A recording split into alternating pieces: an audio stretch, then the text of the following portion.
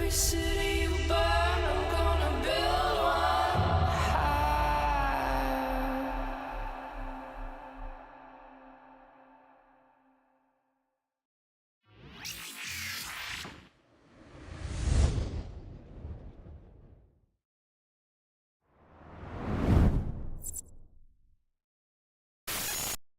Greetings, fellow Empyreans. I am Ashtarothi, and it is May 26th, YC125, and this is the... Wait, those names actually mean something? Episode of the Eve Universe show! Man, that was almost clean. Welcome, welcome, welcome.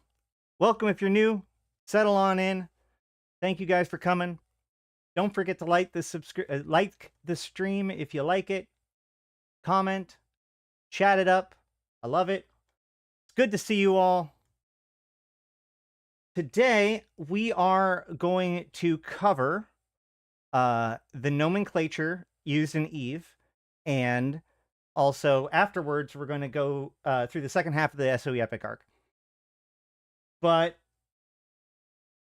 before I begin, I want to say thank you to all of my sponsors, including all of you who join on my Patreon and as members. Members, of course, get edited episodes a little bit early. They get to be in the supporters channel where I kind of hash out ideas, and you get like a place in my heart. So yay! And thank you to all of you who like and subscribe to the channel. On behalf of my guinea pigs, thank you very much. Also, squeak, squeak, squeak. All right, with all that said, what's in a name? What is nomenclature? Nomenclature is an official system of naming things, right? EVE Online is one of those games that I have a thing on my, like I chewed on the inside of my lip, so if that gives me a little bit of a lisp, I feel bad, but whatever. Either way.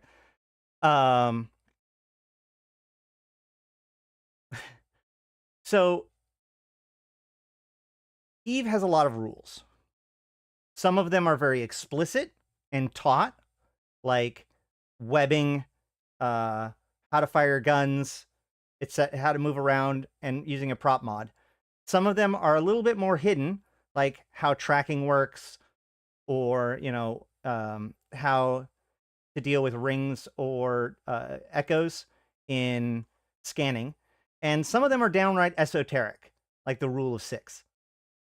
But did you know that there are rules to Eve that are not about the mechanics? There are rules to the way that things get named. In particular, when it comes to ships and meta modules. And by the way that they're named, I'm not saying like, well, the Gallente use Greek gods and the, you know, the Mimitar use Nordic deities, etc., and Caldari use birds of prey. No, what we're talking about is the critical words that CCP use to mean something, right? So a lot of this comes from a time that is known as tiericide. To begin, tiericide was an effort largely spearheaded by CCP Fozzie. Prior to tiericide, there were different tiers of things, right? So, for example, the Hyperion was just simply better than the Dominix. And it cost more, it was worth more, and it had more budget allocated to it. Likewise, with modules, there were meta 1 through 4, which were supposed to represent like degrees of power stepped from meta 0 or tech 1 to meta 5, tech 2. The problem with this is that it made it so that you were either using the correct meta or you were wrong, right? Or like you just couldn't afford it. It was designed to be like a progression. But the game had already progressed at this point, to be beyond the concept of progression as a limiting factor, right? It just meant that those equipment that were lower meta would just never be used in, coincidentally, the meta. So what they did was rather than divide it into like different power levels, they instead tried to give things different specialties. Now, while CCP Fozzie started with ships, we're actually going to start with modules, because I think that it's a little bit simpler, because when we go to ships, I also want to talk about like the relationship between the Tech 1 ships and the Tech 2 ships. So let's go ahead and go with the slightly more straightforward, although, as we'll see, still a little bit convoluted, nomenclature of modules. Meta modules. Meta modules have different terms.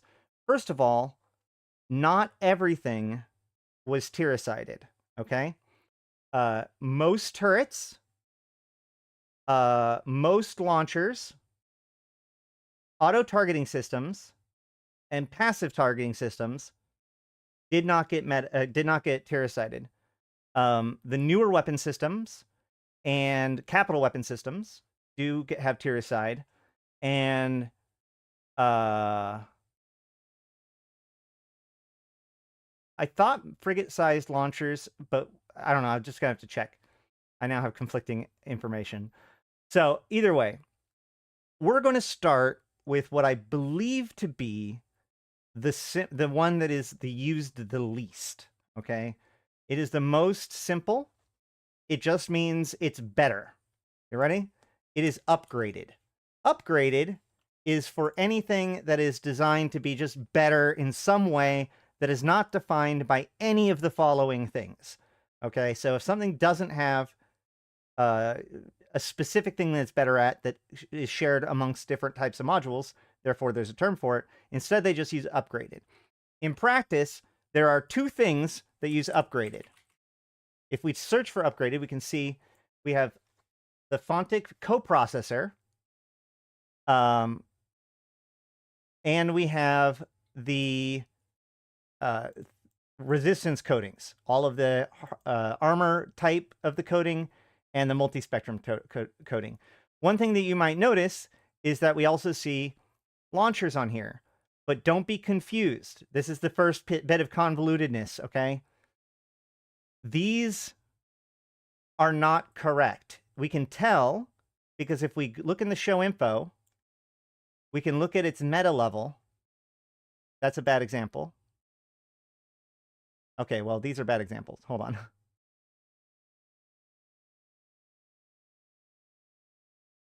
Yeah, if we do a compare tool on these, we can see that the meta levels of the weapons go meta level 1, 2, 3, and 4. If you see something with a 2, 3, and a 4, that is a very good indicator that it has not been tier-sided. There aren't very many of those yet anymore, but that's why like meta 4 guns are still the best gun usually of that type if you can't go Tech 2. But they used the word upgraded when they made these Malkuth heavy assault missile launchers. So they don't actually like it appears to be tier-sided when it's not. So that's not what we're talking about. What we are talking about is coprocessors, which we can see the meta version of it.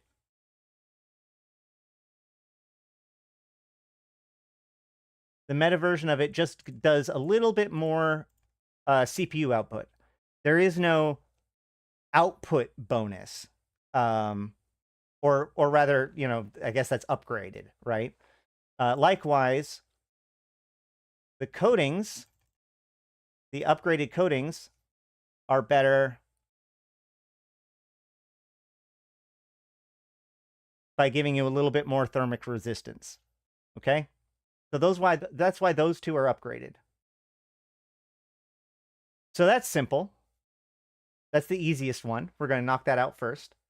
Next is we go from the one that's used the least to the one that's used the most, which is compact. Compacts, okay, settle in, ready?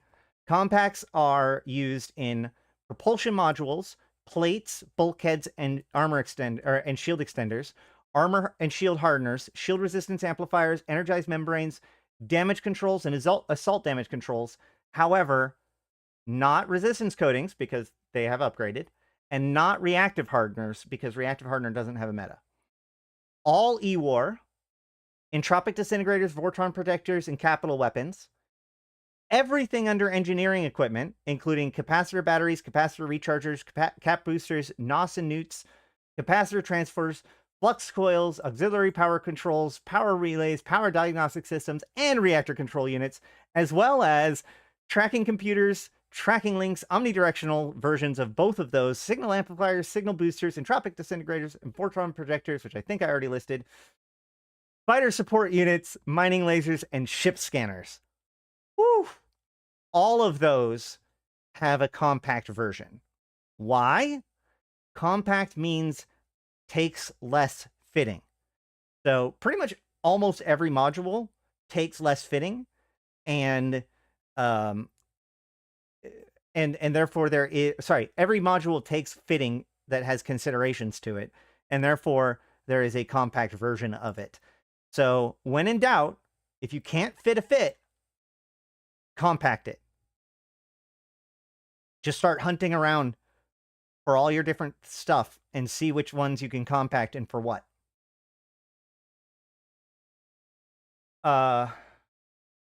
It's not just CPU, it's power grid too. It just means it takes less fitting. Next, now we go away from long lists to enduring. Enduring means something that takes less capacitor, right? So compact is less fitting, power grid and CPU. Enduring is less capacitor. So this covers most activatable modules. So propulsion systems, i.e. afterburner micro warp drive, shield boosters, armor repairers, resistance hardeners, both shield and armor, interdiction nullifiers, warp disruption field generators, assault damage controls, but not basic damage controls because you don't activate those, sensor boosters, all forms of E-War, capital turrets, and cargo scanners. It's kind of funny. One of the things I learned was the relationship between cargo scanners and ship scanners, you know? So like there is an enduring version of a cargo scanner, but not a ship scanner. And there's a compact version of a ship scanner, but not a cargo scanner. Kind of interesting. Either way, moving on. We have ample. Ample means light missile launchers. Or sorry, ample is for light missile launchers and capital weapons. So if we search for ample, we see there aren't very many things. But what ample basically means is takes more. Yeah, I knew it. Light missile. Yeah, light missile launchers has been tier cited. Because we've got the compact and we've got the ample. So light missiles have been tier cited. That's what it was. So ample just means it has more room to it, right? So if we show info and go to compare, we can see that its capacity is 0.6. Wait, hold on. No. Sorry, I got that backwards. The standard is 0.6. The ample is 0.72. What does this mean? That is how many rounds can be stuffed in it before it has to reload. So ample can fire more missiles before it runs out. Next is scoped. Scoped means it goes farther. This is usually reserved for things that, like, well, obviously weapons aren't really on here except for capital weapons. I guess Vortron, you know, yeah, you're right. Weapons are too because it affects optimals and other stuff like that. But for the most part, we're talking about things like electronic warfare. So we've got capital weapons, Vortron protectors, and entropic disintegrators, all forms of E-War, and all forms of remote assistance, as well as cargo scanners and survey scanners. So pretty much everything besides most weapons that have some sort of range to them. Scoped will get you further, which is really good in certain cases. And, you know, like, for instance, a scope, if you can't fit a Tech 2 warp scram or a warp disruptor, one of the big hindrances of going to meta is that you lose some distance. So if you hop down to scoped, you don't lose as much distance. Let's see what that actually looks like in practice. So if I go with a compact or an enduring or a Tech 1, it has a 20-kilometer base range. And if I go to Tech 2, it's 24. But if I go with scoped, it's 22. So if I don't have Tech 2 yet, but I do have, but I want to get as much range as possible, I'm going to go with the Tech 1. Or I'm going to go with scoped, right? Also, if you look, actually, the Tech 2 does take more CPU. It takes 4 more teraflops. So I could see a universe in which you need those 4 teraflops. So you swap down to a meta disruptor. You don't need to go compact because you don't need that many, but you don't want to lose as much value out of it. So you go with scoped. So that way you have the best furthest range out of meta 1 or a meta, you know, the whatever. The meta 1, the meta modules. In addition to that, another good example is things like grapplers and webifiers. Critical, like web range is critical on those. Also, a lot of like Nosses and Newts are also very range dependent. So if they don't get compacted, I see a lot of them potentially go scoped. Next, probably one of the ones I see get used the least, or not used the least, but misunderstood the least. Last but not least is restrained. Restrained is an interesting one because you have to know something extra about the module to know what a restrain does. What restrain means is it reduces the drawback of the module. So this only applies to modules that have drawbacks, obviously.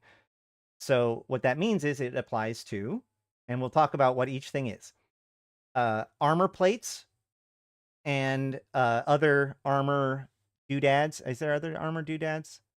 Nope, just plates. Armor plates gain mass, which slows you down and lowers and makes you less agile.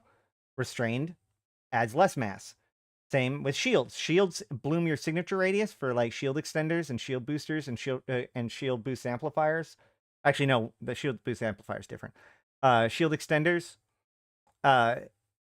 they increase your signature radius, how big you are, which means you take more damage from missiles and you're a little bit easier to hit with turrets. The restrain lowers that bloom. Likewise, the shield boost amplifier, as I said, does not increase your signature radius. Instead, it increases heat damage. This is actually something I didn't even realize at the time, but it says heat damage penalty. So what this means is that I think this means that your shield boost. Hold on. Let's double check. I don't want to say something silly. So the restrained, yeah, the heat penalty, heat damage penalty on restrained is lower than the normal 100% that the rest of them have, or a lot of the rest of them have. So I assume that just means extra damage to the shield boost shield booster, but it really doesn't say, does it? That's kind of funny. If anybody knows, let me know. All right. Next is, as was kind of alluded to in the chat, we have micro warp drives. So afterburners, hold on, let me double check I'm having to double check everything, but that's good. All right. Afterburners do not have a restrained, but micro warp drives do. And the micro warp drive restrained is actually something that's really important to pay attention to, okay? Because the micro warp drive, its penalty, first of all, not only does it bloom your signature, not only does it take more capacitor, but it actually cuts your capacitor simply by being online. And the problem is, as we've talked about in several other videos, including my fitting guy video, which you can watch the full video where a lot of this information and more is, but what was I going to say? Right. So capacitor is a relationship between its capacity and its rate of charge, right? So if you lower the capacity, you actually also reduce how much capacitor per second that you generate, because you still regenerate your entire capacitor in the same amount of time. You're just now getting less capacitor in that time. So thus, lowering your maximum capacitor capacity actually lowers your recharge rate. So what this means is that not only does it take more capacitor to use, but it makes you less cap stable just by being fit on there. And the restrained does it less. This introduces a very interesting relationship, okay? Because, nope. If we see here, maybe,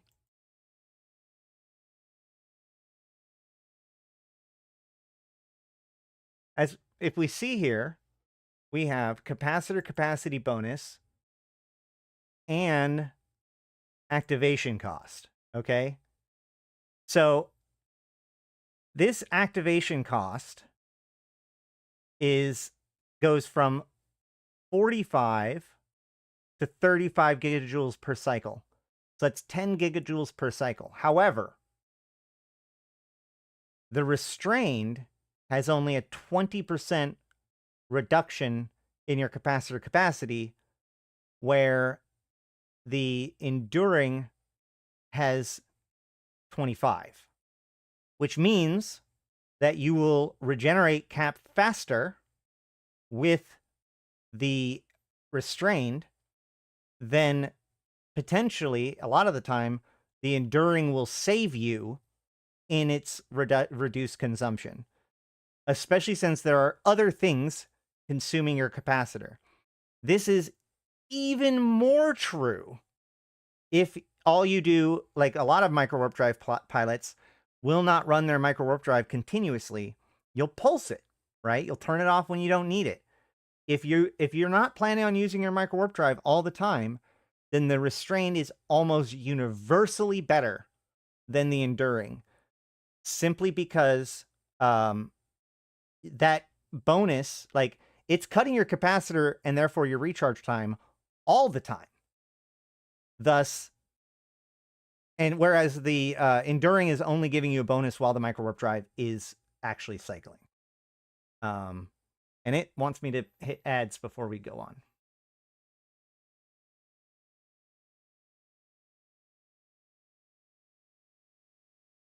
Unless it's X-type? What do you mean by X-type? Unless which is up X-type. None of this is, like, X-type is a dead space. That's a whole nother kit and caboodle. All right. So, just to wrap this up a little bit, if you get ever given a fit and it doesn't fit, right? Like there's something up here that says that you can't use it for whatever reason. It doesn't have skills. You can hover over it and it'll show you which modules are giving the skill problem. Just like if I hover over this, it gives me the white. If you look at my Ansil, the Ansil will get a little white exclamation point when I hover over this white exclamation point, letting me know that it's talking about the Ansil. Yeah, because I don't have any charges for it. If there is, so the first thing to do is to check to see whether or not the drones are the issue. 9 times out of 10, if somebody can't fit a ship and they don't know why, it's because there's drones in the cargo bay. The next thing to do is, if you see a module that is, like, let's say you can't use a Tech 2 ballistic control unit, right? You can right-click on the item, show info, go to the variations tab, and here are all the other versions of it. So I could see from here that I could get a compact and have that be not only something I can fit, but also take up a little bit less fitting. And I really like compacts as my go-to step-down meta, because I think that the person who doesn't have the Tech 2 skills also likely are shy on fitting skills. So either compact or enduring, depending on what it is. Obviously, Restrain for Micro Warp Drive is usually the best to offer to players as you're trying to downgrade from Tech 2. But hopefully this will make it so that less people are just completely paralyzed by being told by the fitting window that they can't fit the ship.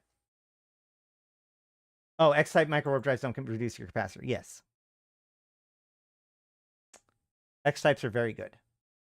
So, yeah, that is it for module nomenclature. Now let's move on to ship nomenclature. So this is actually a really interesting one because in the same way that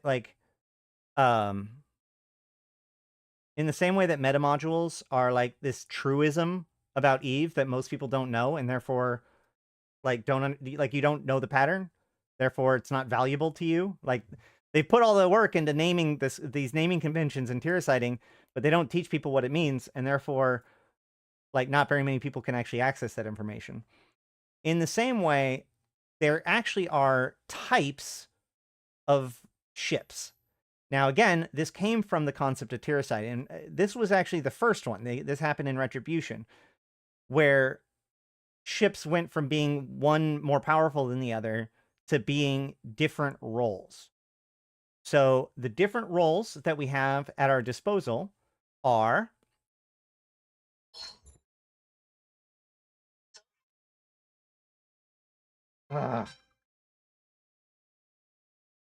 hello? Hi.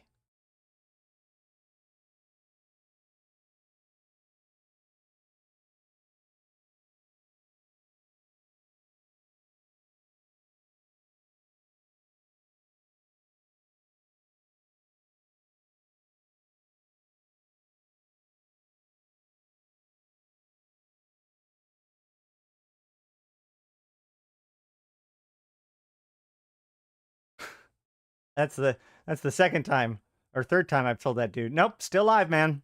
Sorry. I go live at, the same time. Don't call me during this time.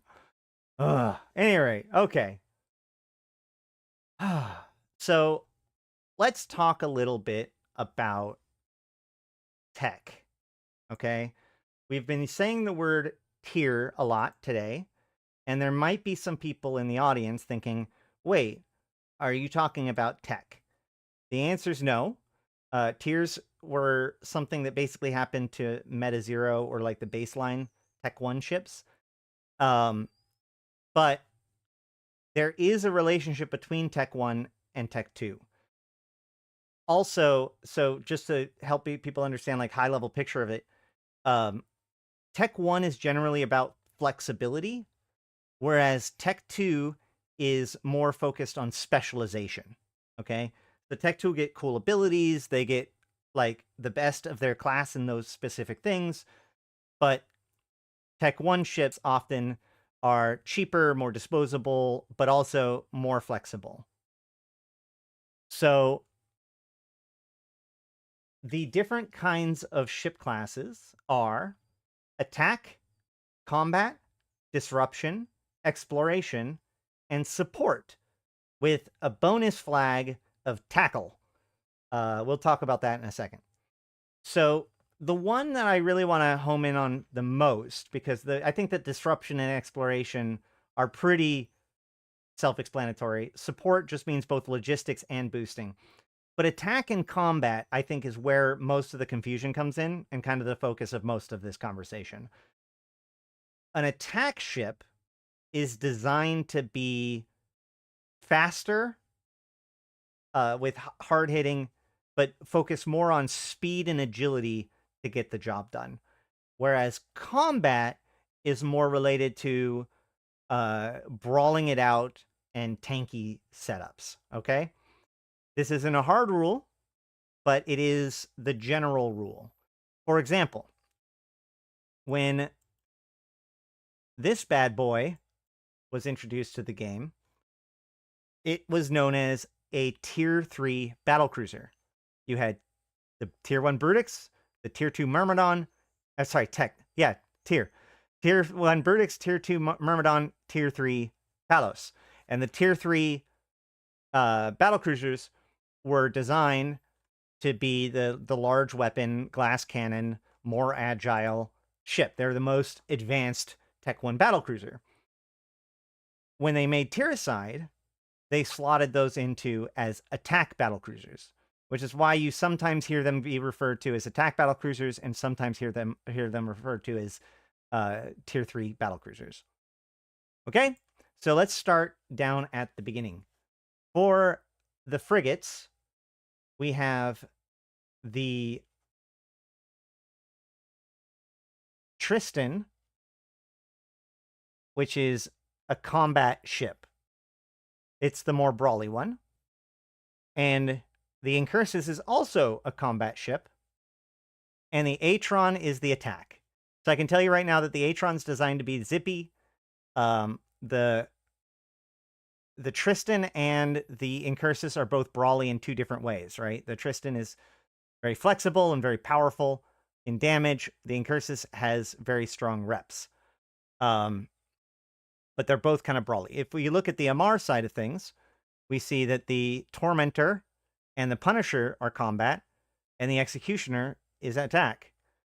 The Caldari, the Condor is attack, and the Merlin and Kestrel are combat. And with the Mimitar, we have the Rifter and Breacher are, Breacher are combat, and the Slasher is attack. So we already see a pattern here, don't we? We see that there is, for each race, there is an attack frigate, there is a primary weapon system combat frigate, and then there is a secondary weapon system combat frigate. For these purposes, the definition of primary weapon system is turret that the race uses, okay? Therefore, drones and missiles are secondary weapon systems, even though there are ships that use it as a primary weapon system. Haha. So, in that sense, we have the Slasher, which is the attack. The Rifter is the projectile combat, and the Breacher is the missile combat. And we can go back and look at all of the rest of them and see that that holds true throughout all of them. Now, this remains true as we step up, okay? The attack frigate, which is, again, about speed, obviously becomes the Interceptor, right? It pushes its speed to the absolute maximum. And also gives half of them the potential of being interdiction nullified. So, yeah. The two combats, the combat with the primary weapon system first transforms into the Navy and then turns into the assault frigate. Even though the assault frigate often also splits damage, you'll see that the hull used, at least for now, is the combat primary weapon system ship. All right? Likewise, in the Gallente, we can see, so the Incursus is the hybrid combat, which means the Incursus becomes the assault. The Atron is the attack, which means it becomes this. Also, if you've ever wanted to know why the Incursus becomes the Comet instead of the Tristan becomes the Comet, that's why. Right? The primary weapon system combat frigate becomes the Navy frigate when you do upgrades. We can see Merlin should become Hookbill? Is that right? Hold on. Is that actually correct? Somebody correct me if I'm wrong. Did I find an exception? Except for Amarr. No, actually, because, like, the Tormentor arguably focuses on drones more than any of the other Amarr line. The Kestrel becomes... Okay, well, Caldari just want to be the exception to the rules. So, or is it half and half now? Hold on. Because the Punisher is the laser. The Slicer... The Slicer's the attack frigate, isn't it? Missiles are the primary Caldari weapon?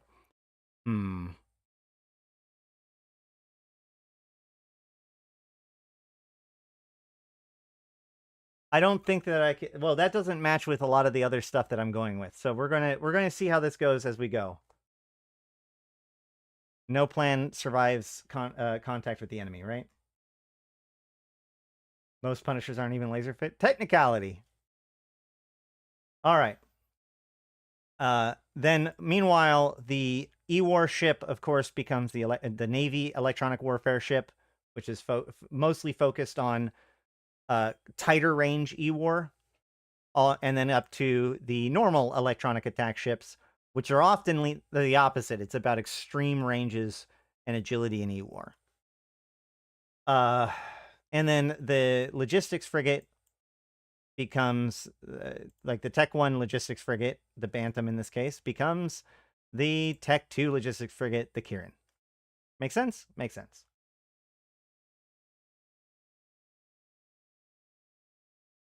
All right, destroyers.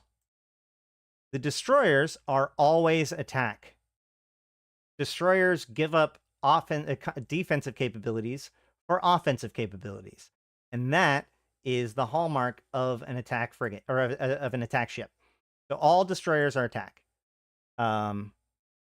The primary weapon system is the first one to have come out, right? So the Catalyst, the Cormorant, the Coercer, and the Thrasher, right? And the primary weapon system becomes the Navy Destroyer and then the Interdictor. See? All the way up. All the way up. Whereas the newer one, the second one to be added, is the secondary weapon system, which is the Dragoon, the Corax, the Algos, and the Tawar. And those become the command destroyers, which are admittedly considered to be a support ship instead of an attack ship. They're also tankier than most of their allies. Before we move on, though, I want to show off that there is actually this extra flag, which is tackling. Tackling is not a role that is tackling is a role that it has in addition to its primary role.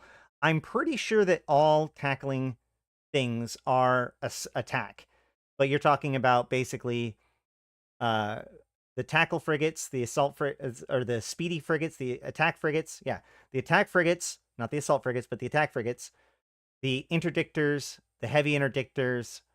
And that might be it when it comes to things that are listed as tackle. Oh, well, also obviously interceptors and not assault frigates, but electronic attack frigates get considered tackle too.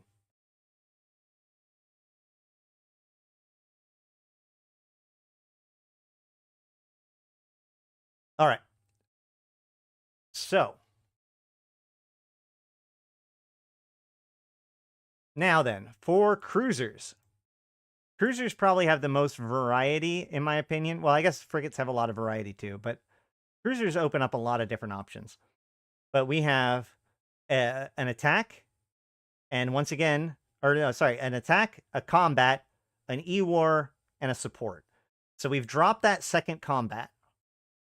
And instead, one of the two is, depending on which one it is, they might be the primary weapon system or the secondary weapon system. We'll talk about that. So with the combat, with Gallente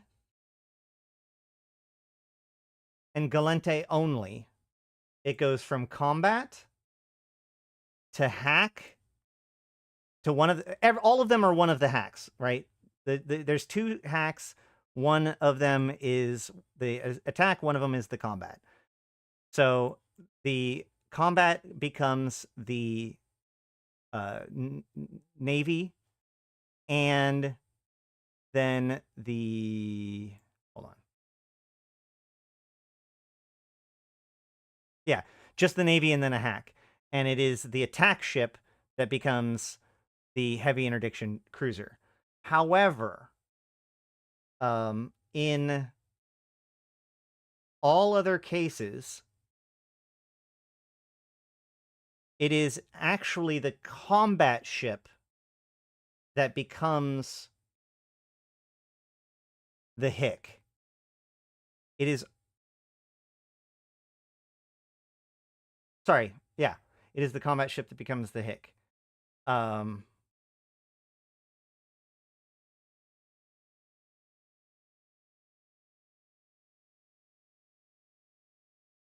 the Mimitar and Caldari one become the combat navy. Jeez, I made... Yeah.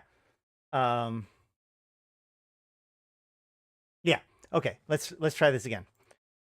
For the Gallente, we go from combat to navy to hack.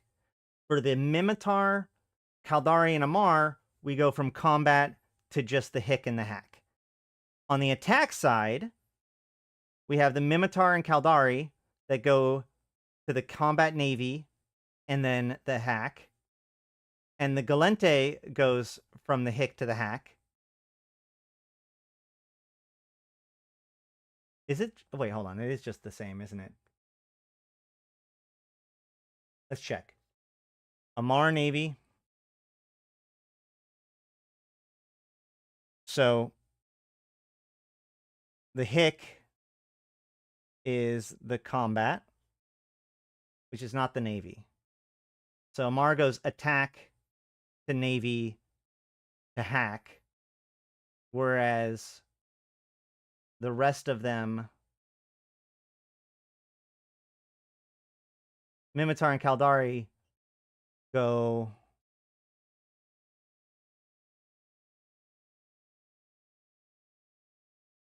attack. Wait. Yeah, the rest of them go attack to navy, but not to hick. So the Mimitar and Caldari go from... Mimitar and Caldari go from attack to navy to only hack for attack-wise. And the Gallente, the attack ship, skips over navy and just goes to the hick and hack.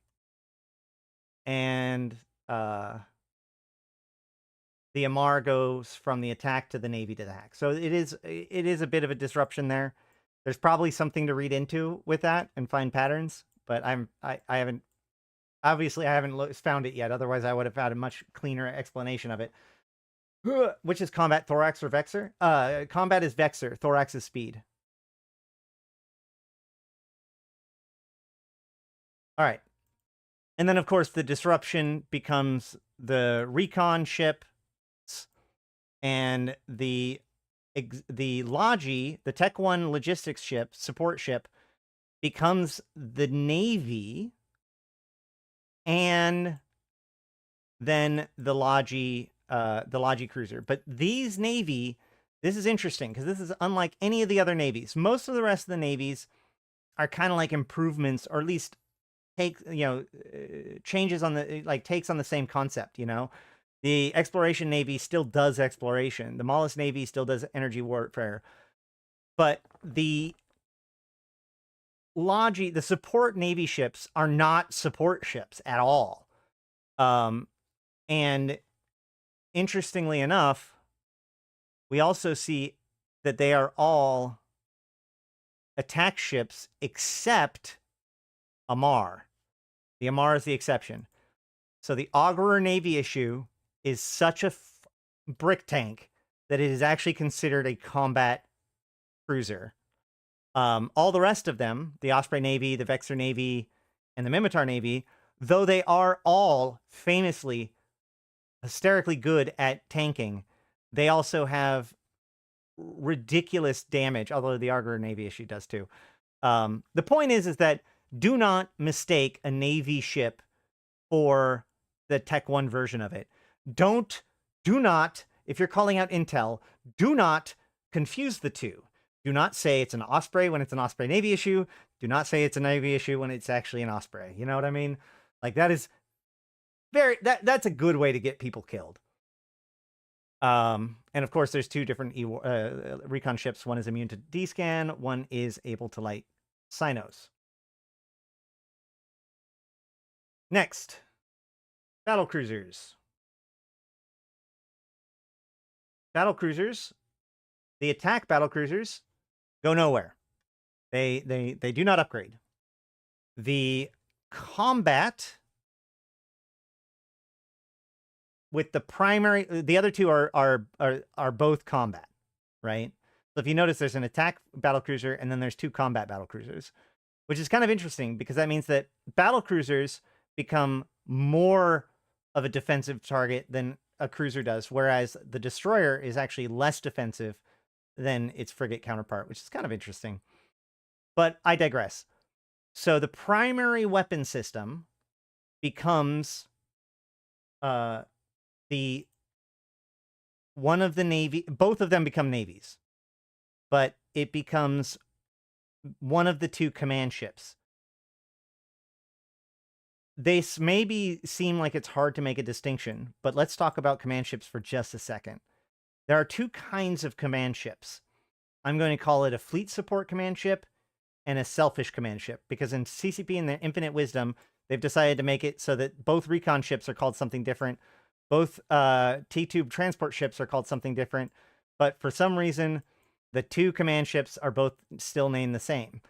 But we have the more fleet-oriented command ship, which has a 3% bonus, but a 100% bonus to area of effect, so it's able to hit more people. And then there's the selfish one, which has a 4% bonus, which but doesn't have that bonus. So it can give it to itself or other people that are nearby, but it's much less likely to be useful for a fleet, much more useful for itself, the selfish version. So the primary weapon system becomes the selfish command ship. Okay. So the Brutix becomes the Astarte, the Ferox becomes, wait, hold on. God damn it. Okay, you know what? Fine. Fine. Caldari's main weapon systems are missiles in every case besides destroyers. Fine. Fine. I give up. That actually works so much better. So the Drake becomes the selfish one. Wait.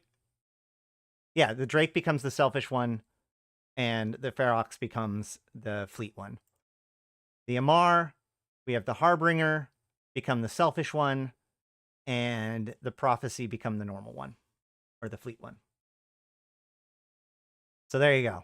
You all win. I lose. Congratulations. Moving on. Finally, for battleships, we have the combat, the attack, and second combat. This is where things get weird, because we have, like, for instance, the Scorpion, which is the only disruption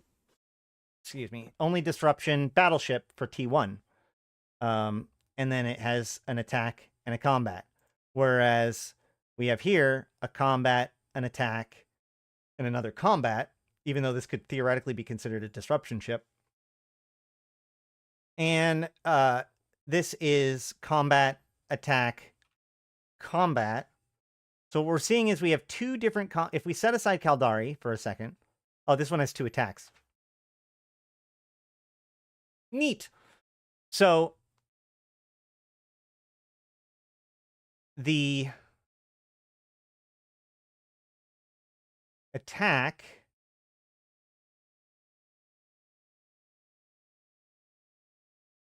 Hold on, which one becomes the golem? It's always the attack, right? Yep. So the attack battleship becomes the Marauder. The primary weapon system battleship does not have a secondary. But that third one, which we're going to call it the secondary weapon system, battleship becomes the Black Ops. And the reason why I'm kind of hesitant, like, the reason why that's important is because that secondary weapon system is often more about utility or talks about the language of that race more, right? Because, like, the Mar one is drones, but it's mostly to free up the high slots for newts, which is true down the board. The Caldari one gives up any pretense for attack to double down on its E-War. The Gallente one uses drones, which frees up its high slots for things like remote reps or newts. And the Mimitar really like fast, hard-hitting things, so they decided to make all of their ships fast, hard-hitting things. Technically, the Maelstrom is combat because it's got the better tank bonuses. Right? Cool. So that's it. Hopefully that helps you a little bit in understanding the language of EVE Online, the terminology that gets used. Hopefully this helps you plan out your ideas or maybe start to see some of the relationships some of these ships and modules have with each other, because that really helps out in, you know, rather than having to learn a ton of facts, you don't memorize that you compact this one or that one. You just know that compacts mean less fitting, and that covers a whole bunch of things. So, yep, this has been hopefully a shorter video once edited. But yeah, if you want to get even more, we do have the master guide for all things fitting and other videos on my stream. But thank you guys so much for checking this out. If you are watching this live, hang tight. If you're not watching it live, thank you guys for coming. Make sure to like, comment, and subscribe before you leave. It really, really helps if you do. And of course, let's thank my sponsors, which is Abyssus, Aikawarazu Chan, Arkas Ilring, Arydanika the Queen, Belligerent Neckbeard, Black Rose Noble, Dajat Lemmont, Drake, Golden Age Story, Jay Kuhn, Lumi, Malak Starfire, Midnight Space Monkey, Not Just Fun, Seeds of Plenty, Serenolin with No Eyes, Syliana Vel'ash, Tgen Tgen, Nephilim, Grendels, Yantey Lepouf, Zaul Nex, as well as my Immortal tier patrons or supporters, 745, NPSI, Ebo, Elite, May, Merc Utan, Nihilum, LM1, and Rid. Thank you guys so much, and thank you for all of you. Without further ado, I am Ashrathi, the voice of New Eden, and until next time, I'll see you in space. Don't go anywhere. Don't go anywhere. It was a fake out. But do like the stream. It's the signal. He gave the sign!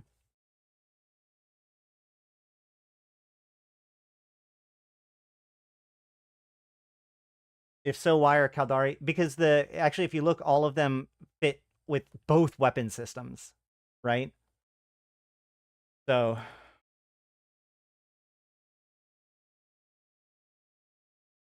boy, that's not going to come up with everything.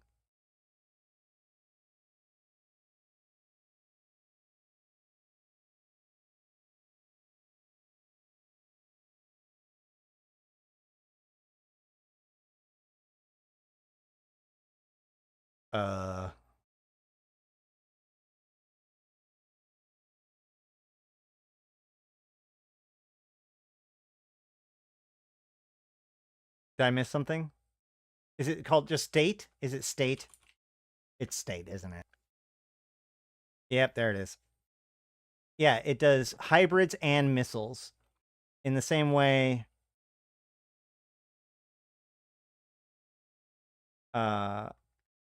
Federal does hybrids and drones. Imperial does energy turrets and drones. It's like, what am I, some sort of joke to you? Resounding answer is yes. I mean, was yes. Bane says otherwise, I should say. And then I think that's actually really funny that the Amar thing basically says indirectly that missiles are not one of their primary weapon systems, and then they're the ones that get the missile dread. That's hot. And then Republic would do turrets and missiles. Done. See? Amar ships are a mess. Well, it's because, I mean, like, a lot of these things are designed to kind of reflect truisms about things. Like, you know, not everything in the world is clean. A lot of it's messy. So how things are messy tells us something about the race, right? The fact that the Caldari have their third battleship go to ECM and the Mimitar have their third battleship basically just be another battleship, you know, like combat, just focusing on their other weapon system, really plays into the fact that the Mimitar are about flexibility and the Caldari are really tech focused and really love their jams. The third Caldari battleship was the Rogue. Yeah. Yeah, that's why it doesn't have a... Yeah, the third one doesn't have a T2. Correct. That's why the Abaddon doesn't have a T2.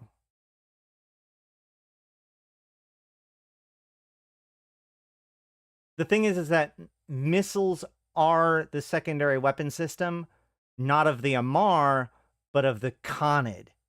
If you look, all of the Khanid ships...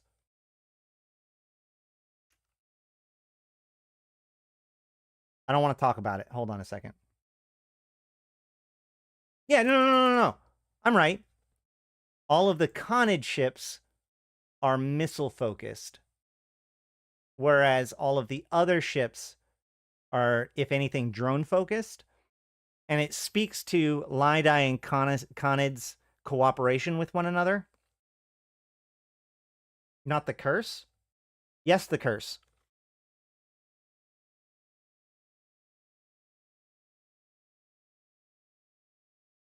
Look at all those launchers. It's got 4 launcher hardpoints and 2 turret hardpoints. It's a missile boat. Yeah, exactly. Yeah, Khanid and Lydai are super tight with each other.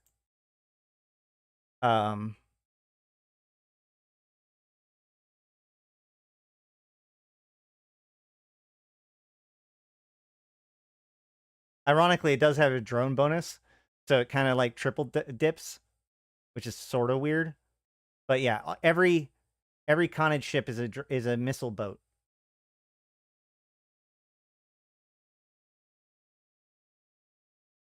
Yeah, Lydai owns a lot of Amara companies and minority and majority stakes. Yeah, also Lydai. Well, Lydai's been doing stuff with Khanid even recently, but Lydai created the nano controllers that were going to be used by, I think it was Artishipper and Khanid. I don't remember exactly. But either way, Khanid being separated from the Empire for a few hundred years allowed them to kind of evolve a little bit independently. Khanid LP stores offer Caldari Navy short-range missiles as faction ammo. Yeah, wow, that's interesting. That's actually kind of cool. Like I said, like Khanid are... what's weird is that the Amar have 2 like half Amar factions, right? The Amatar and the Khanid are... I think my cat just snored. I'm not 100% sure. The Amatar and the Khanid are technically part of the Amar Empire, but are also kind of not, you know, in their own way. The Armageddon Navy issue, which is the only T1 Amar ship with a missile bonus. Yeah. That sounds right. Yeah, they're the only ones with proper subfactions that have Sovney. Well, no, I think that the Caldari could if they wanted to. They just buy from each other too much. But like each of the corporations very much have like their own identity. I think what? Does the prophecy have missile bonuses? No, drones. Khanid does like drones too, but at the same time, we see that a prophecy has 4 and 4, so it can be just as much of a missile boat. And the damnation is absolutely a missile boat, and does have bonuses for missiles.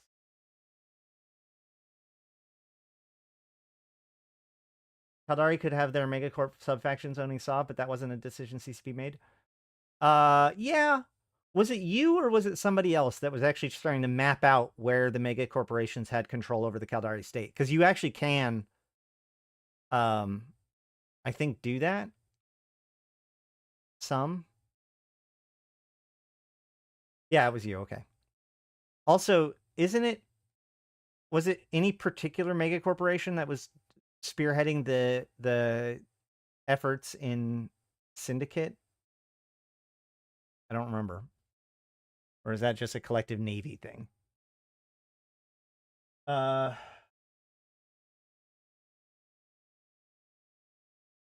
right, so a few things that I want to cover before we transition to the SOE Epic Arc and hopefully finish it today.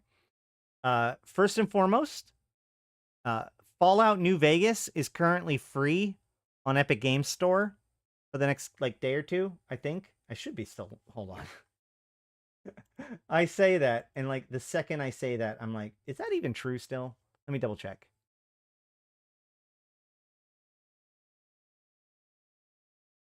Yes, you have until June 1st to pick up Fallout New Vegas, which a lot of people consider Fallout New Vegas probably the best of the modern Fallout games.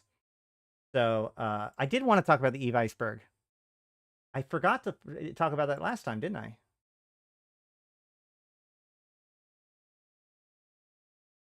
Well, I'm only going to just show it off a little bit today.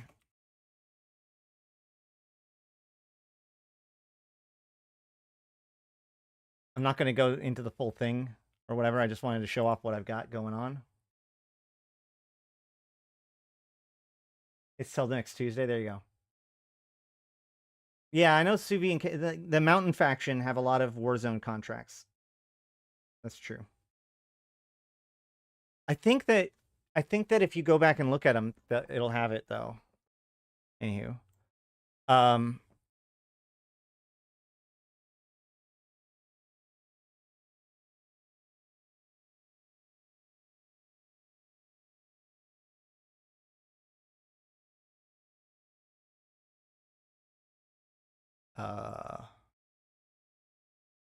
that look? Better? Whatever. Cool. So an iceberg is a concept of where you take a fandom and the lore behind it and you kind of segment it from the most widely known or surface level thing all the way down to the batshit crazy conspiracy theories. So I've been wanting to do this a long time. This is what I've gotten so far. If anybody has anything to contribute to it, I would like to still add more to it before I do a big long video where I explain as many of these things as I can. But yeah, I think this has been pretty fun. The bottom line is Talican physics disaster and We Are the Sleepers, which are probably the two both most batshit crazy theories that I can think of. What I basically did was that the top surface level stuff is stuff that is public knowledge, both in-game and out, right? Everyone's aware of the EOM dread attacks in New Eden, and a lot of the players are. That's not considered a secret. The existence of Pochvin and the nature of Anoikis, these are not overly secret. The Orpheus Project and Code Aria Inquiry, while less known to in-game players, is something that's publicly distributed or declassified in universe. So this is all surface level stuff. The next step down are things that are either known mysteries in the Eve universe or is incredibly tightly held information. Things like Isogen 5 and its properties, who the quartermaster is, what happened with the ghost ship, the Yagali situation. These are things that technically someone in New Eden knows the answer to, but that someone is neither everyone in New Eden nor any given player, right? And then the bottom layer is things that are even more curious. So Isogen 5 is kind of well known, or like is at least talked about somewhat. But the Isogen 5 caches and their nature is something that very, very, very few people actually know about. So this is like kind of the bottom of the iceberg for in-universe knowledge, right? And then everything below that is just conspiracies, right? This is so Eden Common is a Marian plot. Highland Tukas is alive. Going down the story. I like the next layer. I call the next layer the Triglavians are the layer because we have Triglavians are the modifiers. Triglavians are the Adhediwani. Triglavians are the Talakan. And the Sephram were Triglavians. And then, of course, you know, we have one more layer down, which, like, all of these theories have at least something to talk about with them that is considered to be kind of not so much tinfoil. Below this point, we start to get into heavy tinfoil area, right? I think Chalkade and Deathglow might need to be moved up a little bit, but like the relationship between Chalkade and Deathglow was never explicitly proven. It was just highly suggested. The Rogue Drones created the filaments is my own personal pet theory. Anoinkis is New Eden's future. Used to be lower, but I decided to move it up because there's quite a few people that actually believe that. Wormholes is time travel. Zoria's Kashia Valkanir is hilarious. Someone actually just suggested that to me. Then the bottom four is the Eve Gate was sabotaged. The idea that like one of the progenitor races, probably like the Talakan, actually did something to destroy the Eve Gate for one reason or another. Alperdurch is the name of the female with the haircut and the shoulder piece that we keep seeing everywhere. And then my bottom level, the two deepest, darkest, like conspiracies, the most, let's not actually believe this, but it's kind of fun to think about ideas. One is that EVE Online as we experience it is a Talakan physics disaster. Something happened in the past and the Talakan broke the physics of New Eden. This is why planets don't orbit. This is why everything seems to be frozen in time as far as like grand scale of things. And yet we are not, right? Space-time has been frozen and warped by this disaster in some way that makes it very different than normal space-time. And the thing is that we don't realize this is true because we've always lived in this environment, right? We have no memory of planets orbiting. So why would we ever think about, why would anybody ask, why don't the planets orbit? No, the planets just are where they are. It's a fun theory. And then the final one is we are the sleepers, which is the idea that like, so the other in the construct is attempting to wake up the sleepers in the construct, which is like a virtual reality experience. The sleepers have gone into the virtual reality, but now have basically forgotten that they're asleep. And so the other is trying to convince them that their universe is a lie. And the we are the sleepers theory is the theory that we are those sleepers in the construct, not our players or not our characters, but us, the players, the universe that we live in, that we think of as the real world, is actually the Matrix. And movies like the Matrix and existence of things like the Drifters are a way to kind of bleed into our reality to try to slowly convince us that we in fact are the sleepers. All right, well, that's that. So yeah, if you got any other contributions to this thing, let me know. We could always come back to it and go into a lot of these other ones in more detail. If you have one, DM me. Don't just post it in chat right now. All right. Hope you enjoyed that. You guys liked it? Yes, no, maybe. 07's in chat.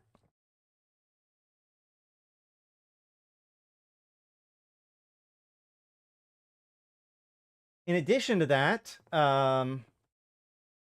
actually, let's look at the front lines. We haven't looked at the front lines in a while, and I'm almost afraid. Hey, there we go. I got, hey, there's an 07. Yeah. when we finish, I do want to go through it. Absolutely. That's kind of why I breezed through it right now. Okay, so New Eden War report. I gotta make it bigger. So our progress on the... Actually, hold on. Yeah. Here's the map. And we can see that we kind of remain in this sort of deadlock, right? So far, the Caldari or the Gallente have failed to push back too heavy into Devon, and the Caldari quickly retook a boon, but yet they seem to have difficulty, although they've been trying, to push both Fleet and Hadley's. It is pretty, like, I will say that there's low effort. Like, the Gallente have a combination of having lots of things to go up against, having to go up against forces like Goonswarm, like hugely much more numbers than what we can field, but also kind of a little bit of a lack of buy-in because Acti is adjacent to both Hadley's and Fleet. We can't get locked out of it anymore. So the only thing that it would really do if they took Devon, or if they took Fleet, for example, would be to make Devon into a command outpost instead of a front line. Yeah, that's the only difference it would do. Oh, yeah, we would get paid more LP for plexing and Fleet, which is arguably why some people even want the Caldari to take Fleet. So this defense is skeptical, obviously. However, you can see that, like, there has been some pretty good holdout over here in the Ugali situation. Or in the Ugali's pocket, I should say. And Tantalin has been pushed all the way back to its front lines. We had taken all the way to Sujarento, and they pushed that back. So there was this resurgence right before the Shadowcaster event started. And we got to get a lot of work done during that time. But most of that work has now been wiped out by the Caldari.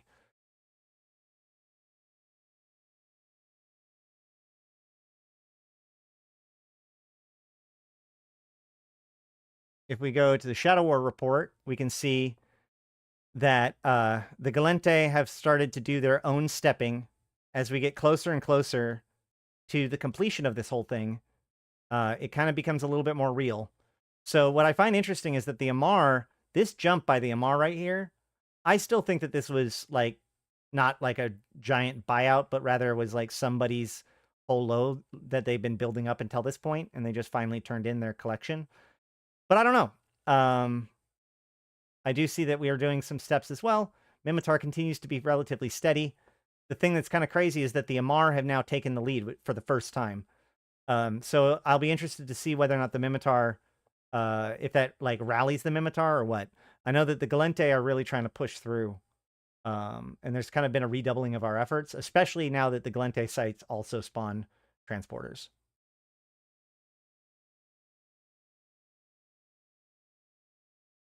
All right.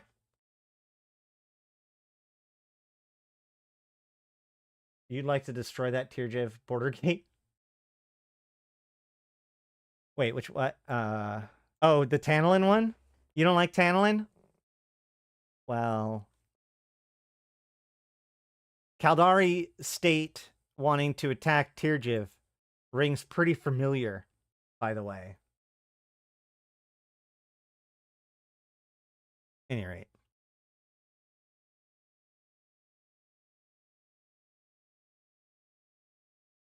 You don't like Tirjev. Right, but Tirjev is what makes Tantalin into a permanent frontline.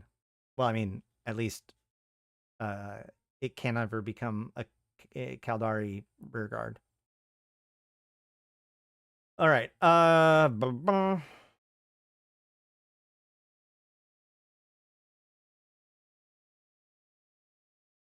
Where am I at? What do we... Oh, yeah. Also, I wanted to give a shout out.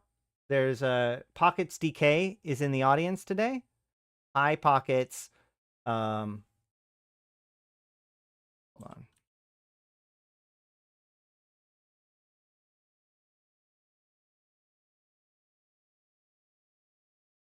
So Pockets DK used to make a lot of YouTube videos. And then he kind of stopped making YouTube videos because he stopped doing a lot of his content creation. But he just posted his first video back to Eve an hour ago. So, and he's like, there's also an update video that explains how he's separating the channel or whatever. So let's give Pockets DK a welcome back and a subscription. There's his videos. Go over there and subscribe and tell him that Ash sent you. All right. In addition to that, I am hiring. If you're interested in helping me edit videos, I'm going to be offering Cerebral Accelerators as a way of paying people to help me make sure that I can have good edited content. Obviously, the payment will be based on the project. So if you're interested, DM me. Hey, there's Pockets. Hi! All right, let's do Faction Warfare. Or let's do... what is this thing? SOE Epic Arc. Now,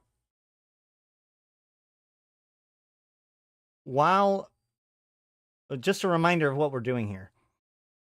My standings with the Caldari have dropped to critical levels. I am now at -2 with the state, which is unacceptable because it makes it so that I can't do any missions for any of them.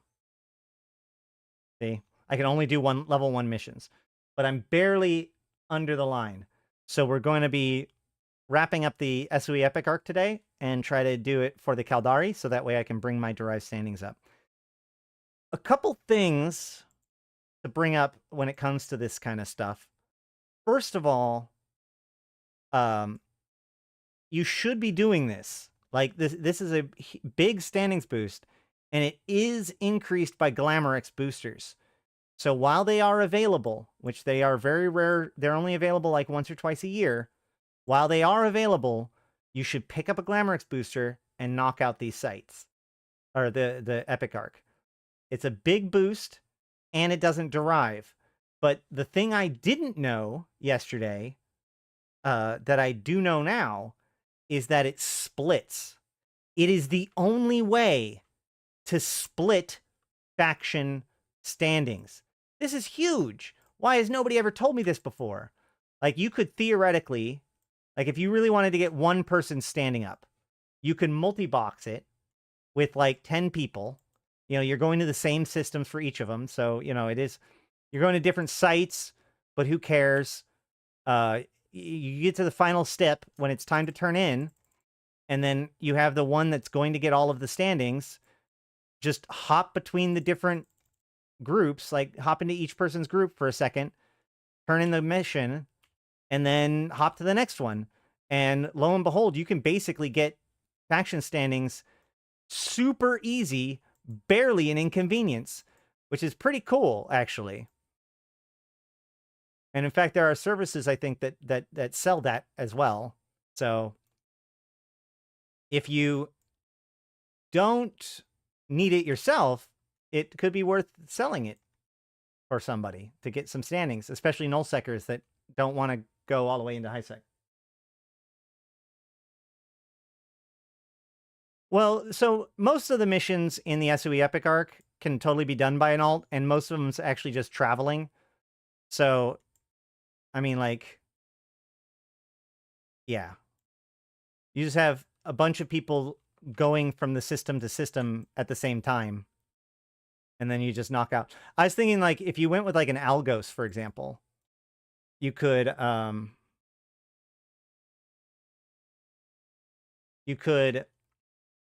just launch drones and have that handle basically every site.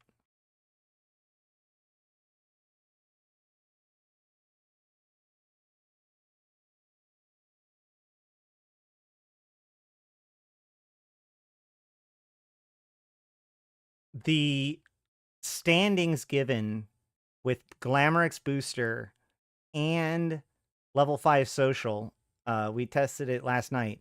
Both people got over 0.5%. So 0.5, sorry, over half of a point. So 0.5, I think it's 0.59 standings, which is huge for faction standings, especially since you can do this every 3 months. Like, this is one of those things that you guys should be, if it's kind of a pain in the butt, whatever, but if you just knock it out, you'll thank yourself later. Glamrex are Caps Clear Day only? Most of the time. They sometimes... Glamourx's have also come out, I think, for winter.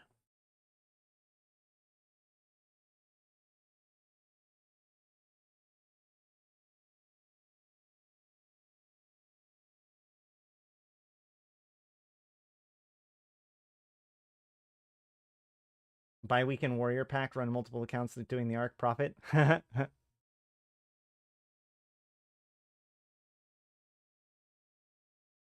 Well, yeah, this is assuming that you have a bunch of alts. Don't get me wrong. Don't make a bunch of characters or like accounts and pay subs for them just so you can do the SOE Epic Arc. That seems excessive. Yeah, 0.1225. Isn't it not percent? It's just raw.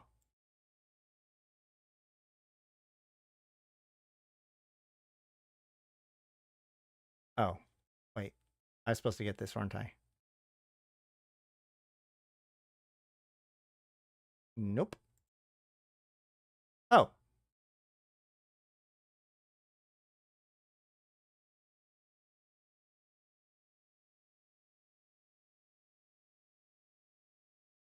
Don't mind me. Just want to use scavengers.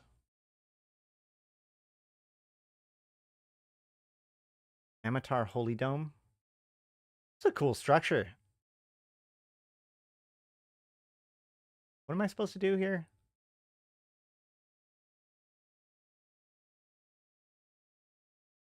Find the monastery, clear it of any pirates. Okay, let's go.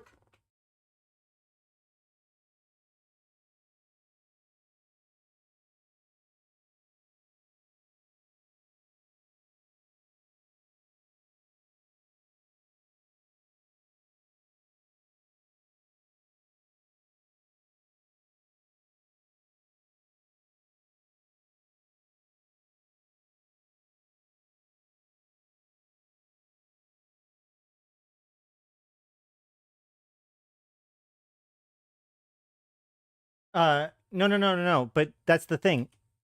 Both the person with positive like 2 point something or 3 point something and the person with negative something last night, both of them got the same actual gain, I believe.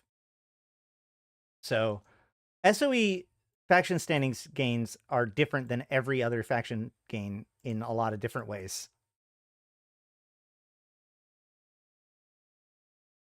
Am I still showing the faction warfare map? Golly. Good thing I'm not doing anything important.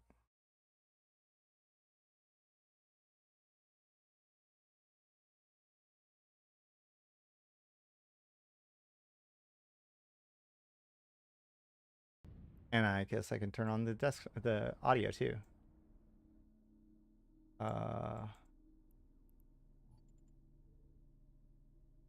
Look, we can see the game now. You tried to tell me earlier, but you didn't use a super chat, so I didn't notice. Sorry. Remember, I monetized my inattention here.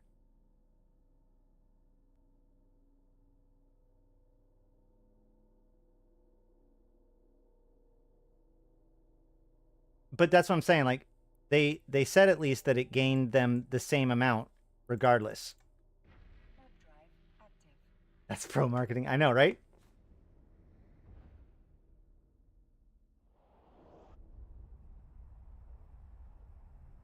Look, we do what we must because we can, all right?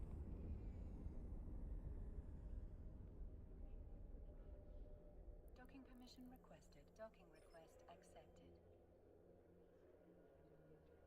Guess who's back in Pochfin?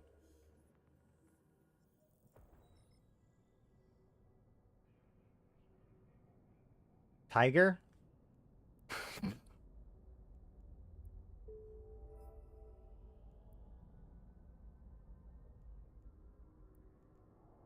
Oh no, I have to go to Tanu. I don't want to go to Tanu. Ugh.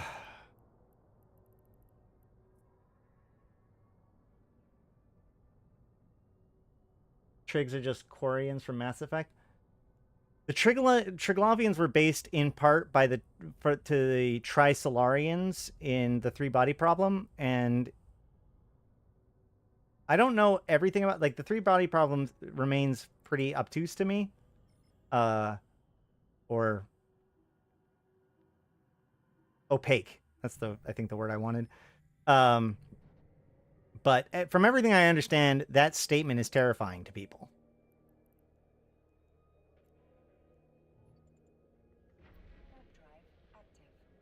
I need to find a way to monetize my ADHD.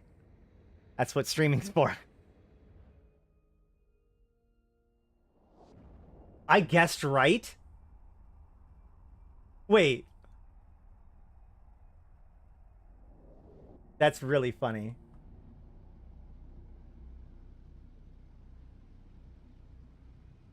That was a shot in the dark.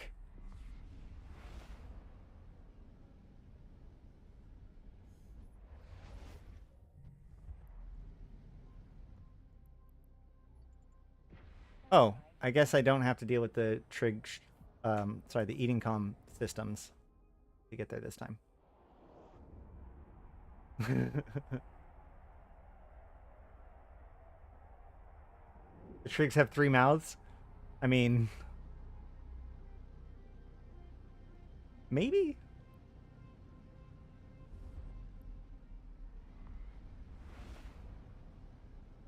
Wait. Is Tanu the eating comm system? Am I really... Golly.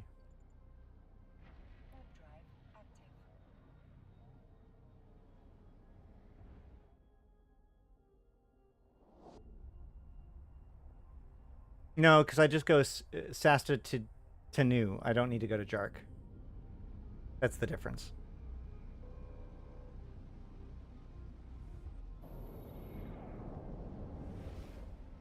And of course, there's no gate camp this time. Because I'm not going through the whole gauntlet.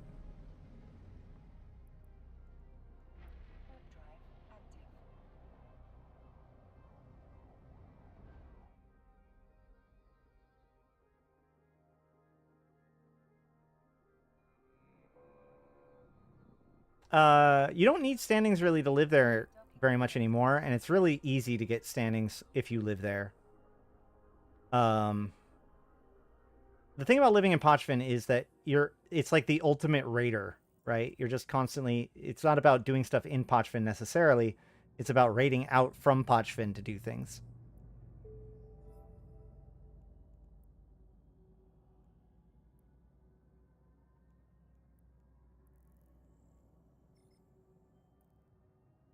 Tanu 2, I believe it was the planet that was attacked by Chuckade in the Titan. He really does not like the Amatar. Does not like the Amatar. I really want to live in Pochvin, like mine, India, etc. Yeah, you can, and that's good. And the mining in Pochvin's amazing. You can do all that stuff. But my point is that the nature of Pochvin actually makes it so that you can raid out. You use signal and noise filaments and wormholes to get out, and then you always have the Pochvin filaments to get back in. That's the Triglavian way.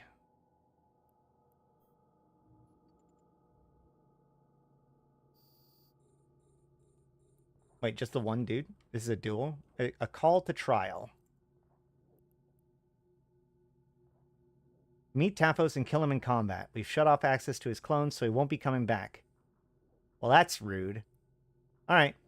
You or me, dude. And it ain't gonna be me.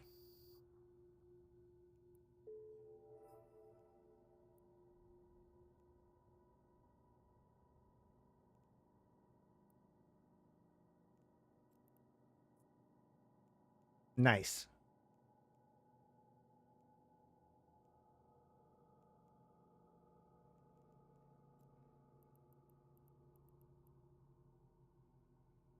Wait, what?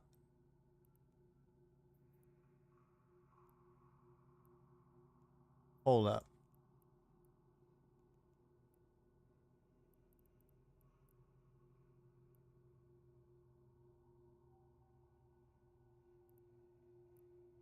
Oh, okay. Yeah, so the safer path is 22 jumps. The less safe path is 17 jumps. But if I want to go a safe route that avoids Edencom systems, it's 71 routes, or 71 jumps. So let's just go ahead and prefer shorter. And I'll have one little interesting point in time. Let me just make sure I'm not like carrying a Genelution or something like that. All right, let's go.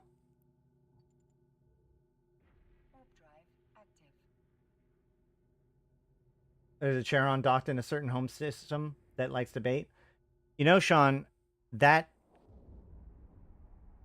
saying a certain home system gives away the game, right? Like there's only one home system that even qualifies for that.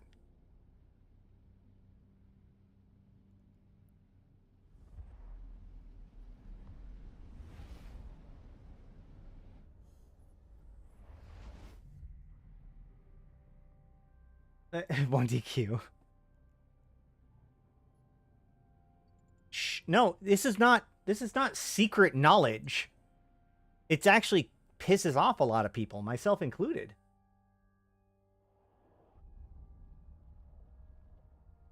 Yeah, we're just wrapping up the SOE Epic Arc today.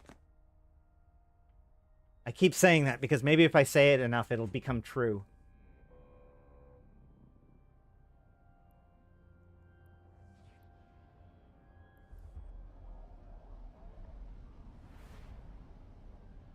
Oh yeah, Jark and Sasta.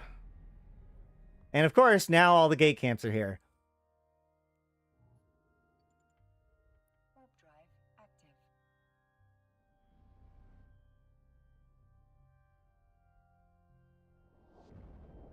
I hate all of them.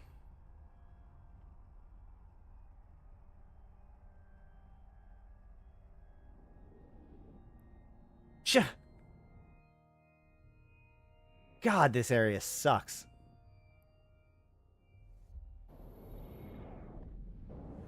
I just want to bring in like a whole crew and just clear these out.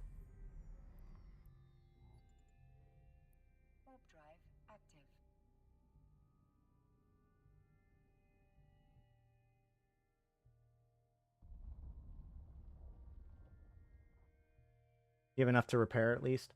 Oh, you can't build or fit without standings. Yeah, but by living in it, as long as you kill like rogue drones when you see them, you'll gain standings. No one clears Gunstars anymore? Yeah, I mean a lot of people. So like the problem is that like why would you do anything against Edencom or Trig when you can just gain standings with both, right? Like I would love to do Edencom, anti-Edencom stuff, but like I'd be asking people to voluntarily screw up their standings. I mean, you can do the SOE Epic Arc every 3 months. This is the first time I've done it in 5 years, but you know, whatever. Wrong what? What? Sean said wrong. Heretical says truth. Awesome. Anti-trig stuff is profitable. There are people that go one way or the other, but like, it's hard for me as a community community leader to be like, hey guys, this is what we're going to do.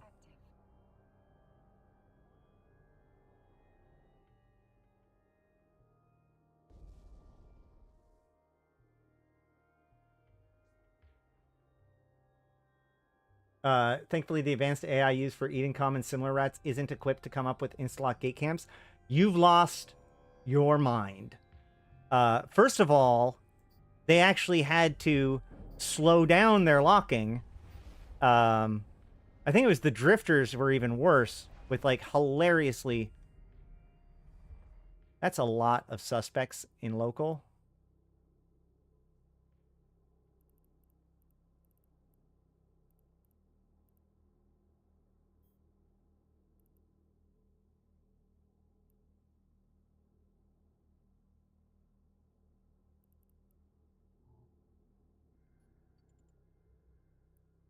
Let's figure out what's going on.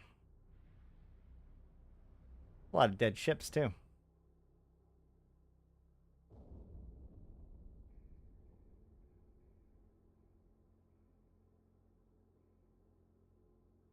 Yeah, this is Anamake.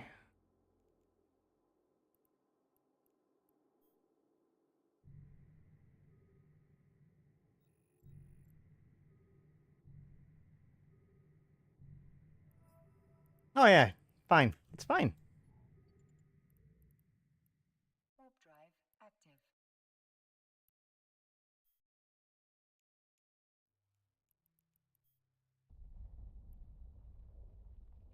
I imagine that a lot of these suspects are suspect because they went into a Plex.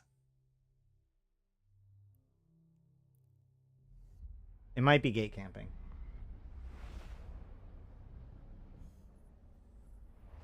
But that's why I have a cloak. I won't go, like...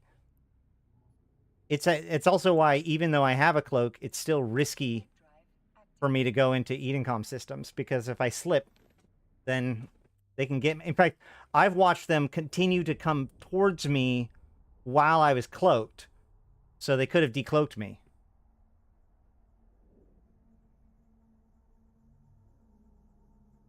Tarlosec is a cesspool.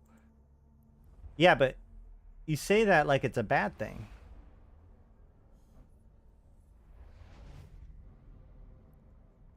Mimitar in a Mars space has a lot of content, is what I think you meant to say.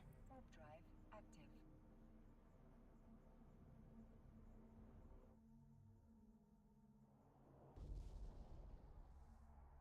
It's an AI feature. You cloak on the grid in the hostile AI, it'll try to reach your last location. Yeah, exactly.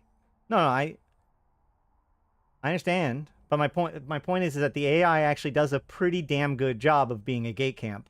And in fact, they literally had to nerf the Edencom systems. Like, so when it first came out, it was so bad that the Gunstar would pod you before you could warp your pod away. Like, more than half of the time. It gave 0 shits. It's just popped, potted. And you're like, oh. Okay. Sure.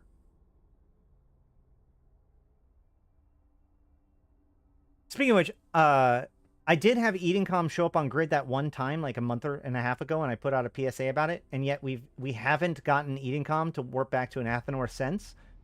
So I don't know what the hell happened, but it was spooky.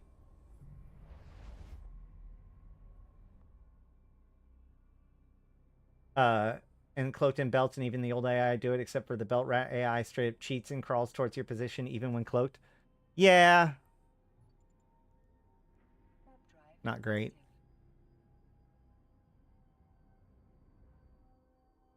So why is Lowsec no rats using 2004 AI? Because okay, so there was the basic AI. This was used for belt rats. This was used for missions, all that kind of stuff, right? That's the oldest AI. Then you have the sleeper AI, where they tried to make it a little bit smarter, but also like ramped up its damage a lot, and whatnot to make it harder.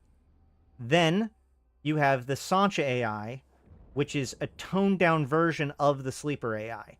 But all of this is basically derivatives of the same AI.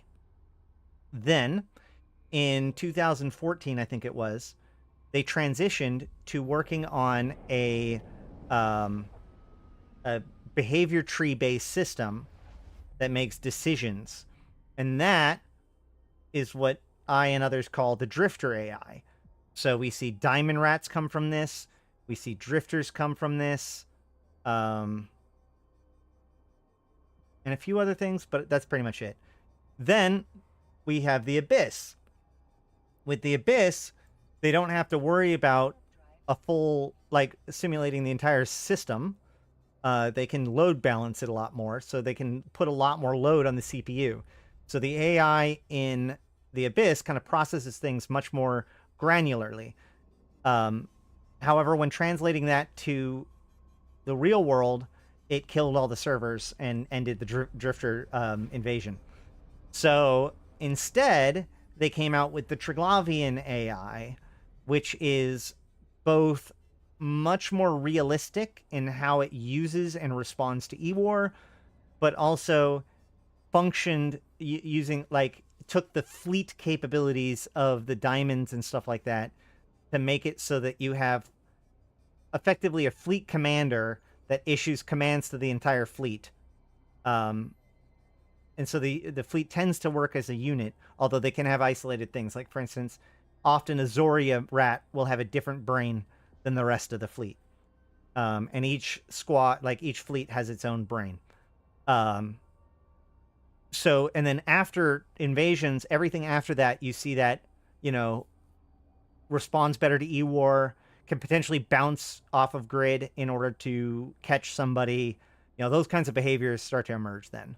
You can newt them. That's the biggest indicator between new rats and old rats. If you can newt out a rat, it's a new rat. Hey, thanks for that. It is true that, like, when it comes to why haven't they updated missions, nullsec, etc., it's because they have to balance the need for exciting new things with the need of people who really like consistent things that they can become masters at, right? Missions, and to a certain extent anomalies, are predefined, so that way it's about you getting better and better at the process, right? Just like incursions. Incursions are much more about execution, making sure everyone knows what they're doing and they do it correctly. Whereas invasions, which had much more randomness in spawns and what could happen, was much more about flexibility, situational awareness, and decisions in the moment, but not as like, oh my god, if we lapse in judgment for like a second, we all die, right? So what they've said is that if they're going to make new, or if they're going to do stuff with anomalies, and this is one of the things that we should keep an eye out for, probably, or possibly for Viridian, possibly for Beyond. A lot of these things are things that they've talked about wanting to do last year, but a lot of nullsec stuff kind of got delayed, I think. But they have new content, new sites, and new stuff for nullsec and elsewhere, but they've said that if they were when they do it, it'll be like a new kind of escalation, if that makes sense.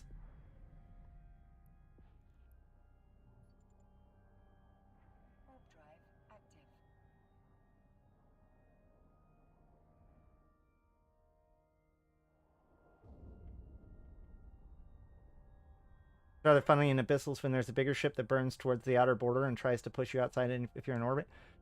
Well, if you understand the behavior of the abyss rats, all of the behaviors of the abyss rats are relative to you. So if they're pushing back to the boundary, like for instance the drifter, or you know whatever, it's because they have a rule to keep you at range. In the case of the drifter, like 60 kilometers. So knowing this, we can use that against the drifter. And if we can be fast enough to get behind her, we can get her to push back towards the gate. I've even pinned her on the gate and killed her and then just be able to jump right through. So it isn't that they're burning towards the boundary. It's that they're burning away from you. And you're burning towards them, which pushes them further and further out. Until they hit the boundary, then they can't go any further. Then you catch up, and you're orbiting, and then you orbit out of the boundary, and you die.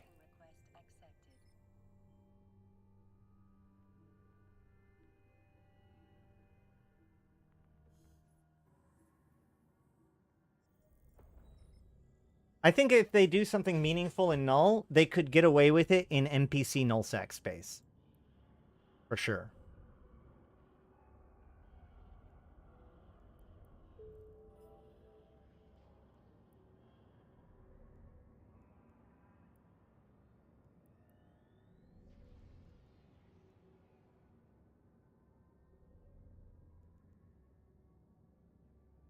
Wait. Am I carrying something? I am carrying something.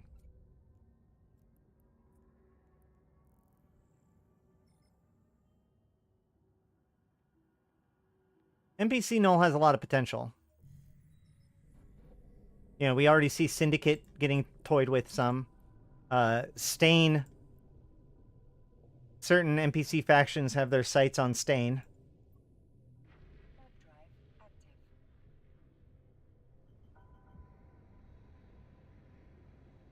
Stuffing and script kitties triggers in muds was an old hobby of mine. I used to make muds.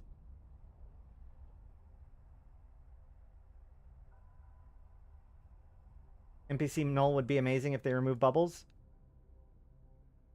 No. If NPC Null removed bubbles, it would be low sec. Like, at that point, I guess bombs and gate guns, but like, if you're like, man, I want to be an NPC Null, but I want to not have bubbles, then you probably want low sec.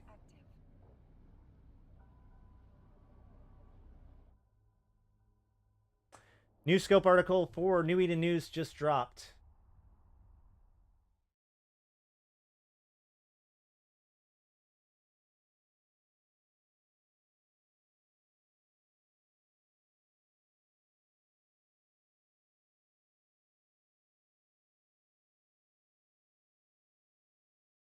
Hey. Okay, this actually looks good. This looks very interesting. Warp drive active.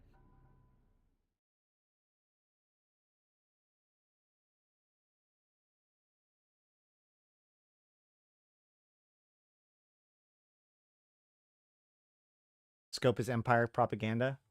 I mean, amongst other things. All right, let's...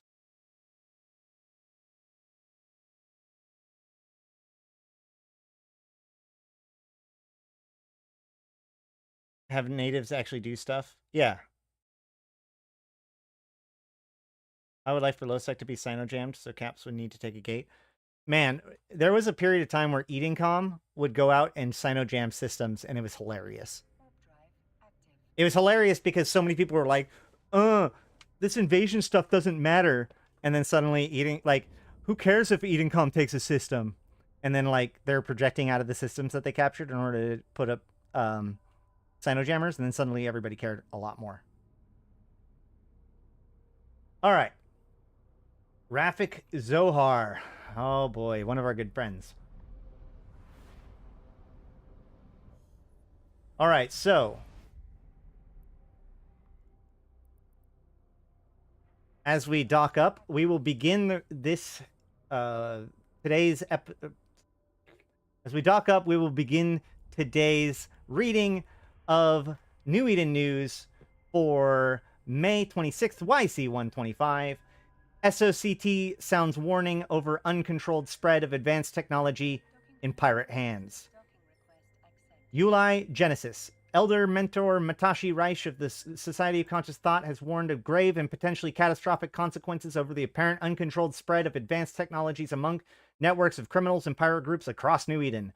In remarks to journalists ahead of a Concord Inner Circle meeting that will include fresh negotiations on technology sharing and technology controls between New Eden empires, Concord insiders expect the issue to increasing pirate and organized crime group access to cutting-edge technology will sharply color the top of restrictions and exploitation of so-called ancient technologies and those derived from sources such as the Triglavian Collective, Sleepers, or Drifters.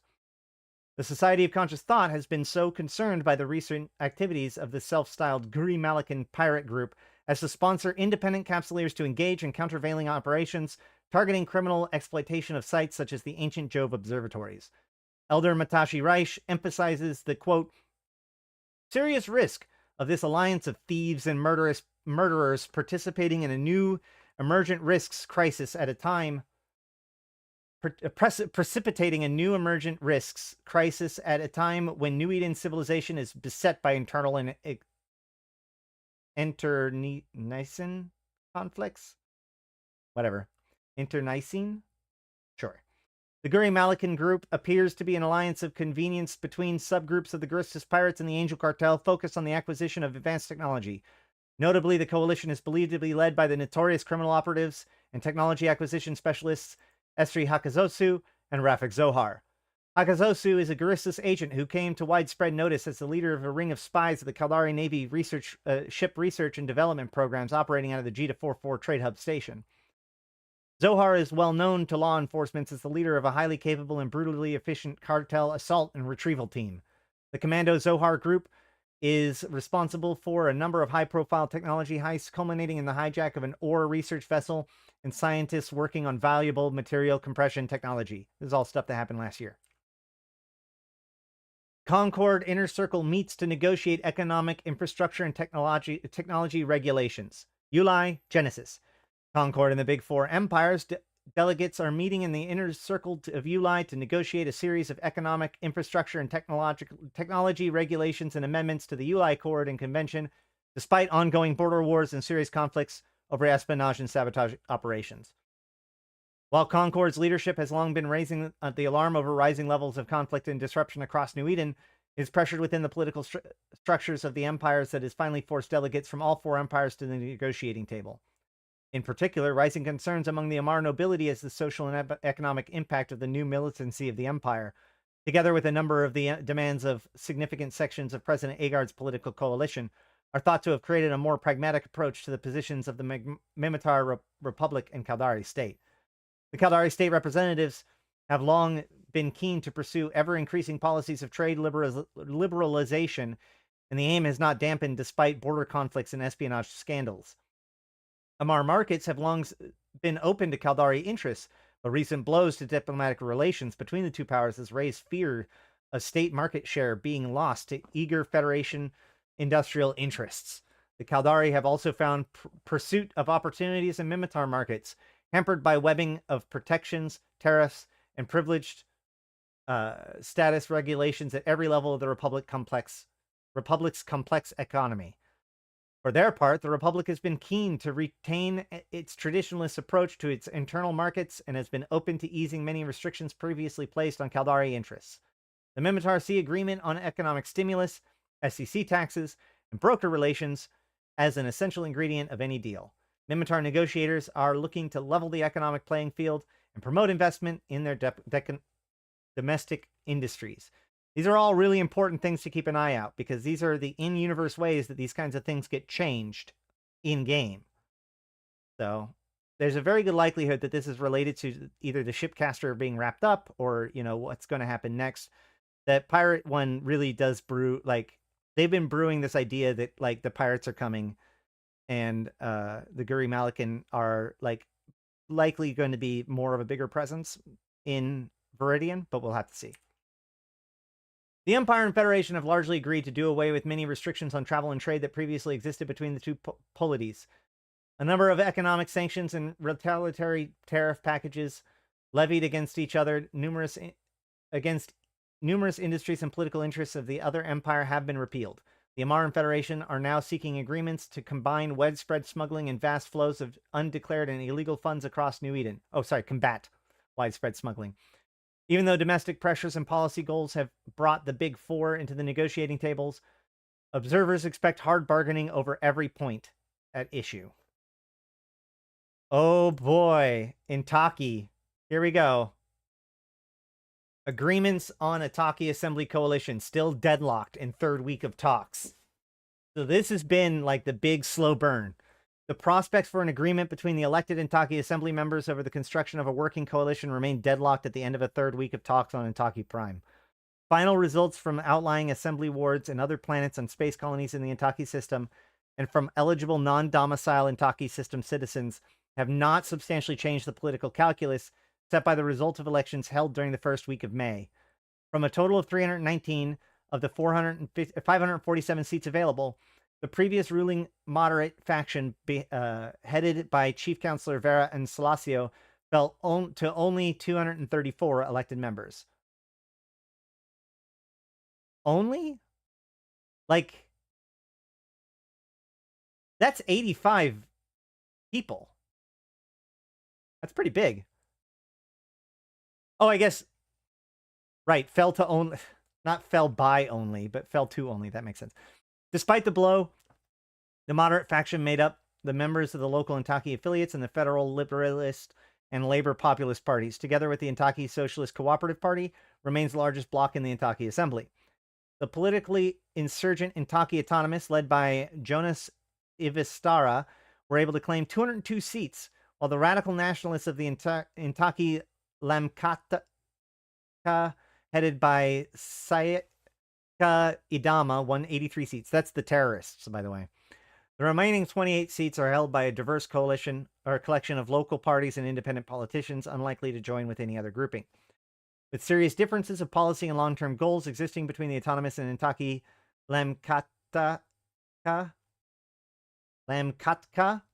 it is proven impossible for the two to forge a coalition that would govern Intaki. While Vera Instalacio has the option of formally declaring a minority administration or requesting federation authorities recognizing her government on that basis, she's clearly been reluctant to take that step that would be highly incendiary in the present political atmosphere on Intaki Prime. Many eyes now turning to the Intaki Social Cooperative Party, with its 63 seats representing a possible means for the autonomous to build a coalition within striking distance of a majority. Intense discussions within the moderate faction are being watched carefully by all as respected members of the autonomous approach moderate and independent members of the Assembly. Federation political and military authorities have remained tight-lipped as to the ongoing impasse, referring to all inquiries to the Intaki Systems Election Commission and the caretaker administration still presided over by Vera and Salacio. Okay, so it continues to be chaos. Awesome. Mimitar border forces intercept shipments of weapons bound for dissident terrorists based on Hek 5 refugee camps. Amar Empire Shipcaster Development Program makes several advances as Republic maintains steady progress. Hey, we actually saw that in the graphs. Tribal Liberation Force pincer offensive in Divoolej and Bleaklands takes Raushazar and as Arzad defenses hold. Faction warfare stuff. Empress Katis I summons heads of major houses to Dom Torzad for conclave of imperial vassals. That usually predicates at least some sort of announcement by the Empire. Upwell Consortium Deep Space Survey shares test data as ore scientists deploy new drill extraction programs. That's interesting. That could be related to the fact that like the border ore is been introduced, and like that could just be like a preview of stuff to come. Chairman Aki Makasaraki arrives in Landfall City for CEP Summit on domestic and foreign interstellar trade balances. Cool. Federal Defense Union counteroffensive in Placid liberates Richard, Frary, and Ugali system. Go sports. Samatar Malatushikor visits Murka, coastal and industrial communities at invitation of Chief Akasa Midular. Now, this is kind of sus because like Midular does not like Malatushikor. So I would need to look into what's going on there to see why that's going on. We'll have to see. Royal Khanan Navy reportedly uses experimental weapon to destroy Blood Raider cult base in Balanaz 5. Are you suggesting that perhaps the Khanid have become the bane of the Blood Raiders? Okay. President Celis Agard meets with senior Progressive Union senators to discuss legislative program. Attempted Inibra slaying of newly elected Intaki Lamkata Katka assembly member foiled by free Intaki army bodyguards. Man, it is such a mess. I'm going to have to like draw a spider web to understand what's going on in Intaki. No relief for tourists on Matar's Jade Coast as unseasonal rains swell rivers and flood beach resorts. I know the Jade Coast is like relevant because it's in the Sinfonato advertisement. Renegade war clones fight way out of Sorrow ambush in Meritum 5 after attempting rescue of Angel Cartel Kingpin. Why are Renegade war clones working for the Angel Cartel? And why are they doing it in sync liaison?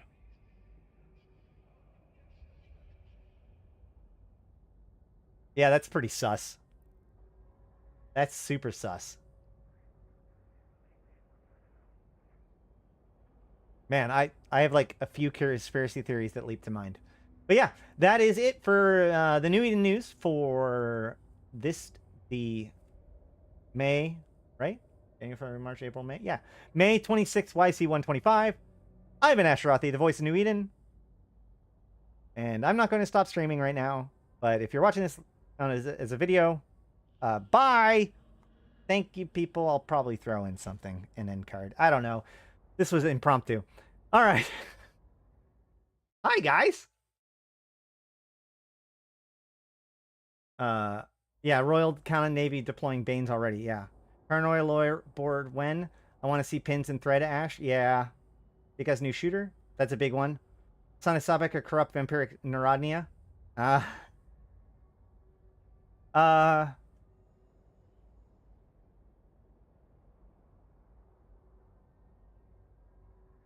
I would I like where you're going with that, heretical or Sean, but I would say if I wanted to be like more formal, I would call them if you wanted to go with corruptive, but I wouldn't go that way because Sancha actually does corrupt things. But I would call them the parasitic Narodnia. But either way. Angels have always had a tight relationship with the Serpentis? Yes. But whose war clones? Right? Like Mordu has more war clones. There's a few other groups that have war clones coming around. The idea that there are war clones rescuing an Angel Cartel boss in Sync Liaison, I feel like I see the Deathless everywhere and it doesn't matter. Okay, let's keep going.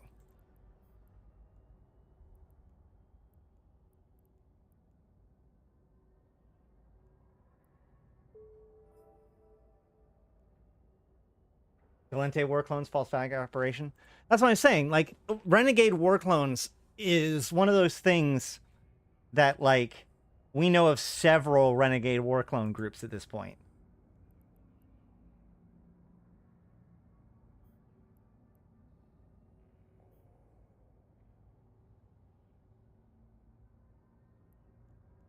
Wait, what happened? What'd I do?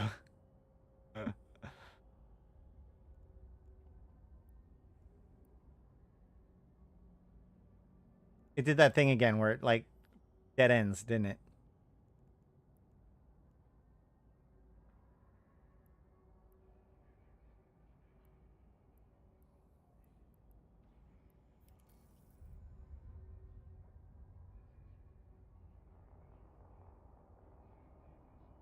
Wait. Okay, yeah, I just go back to sister. I feel like Amarian news anchors are just Tucker Carlson. Warp drive active.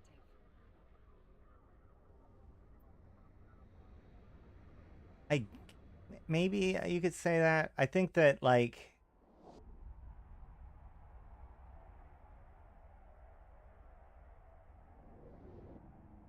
so just to get a little bit controversial here for a second, Tucker, his whole shtick was/is about exposing wickedness and badness in, like, other people, right?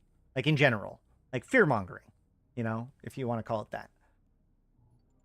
But it feels like Amarian propaganda is less about how, like, everybody is a secret conspiracy against the noble Amar, and it's more just reinforcing the absolute righteousness of the Amar, right? Like,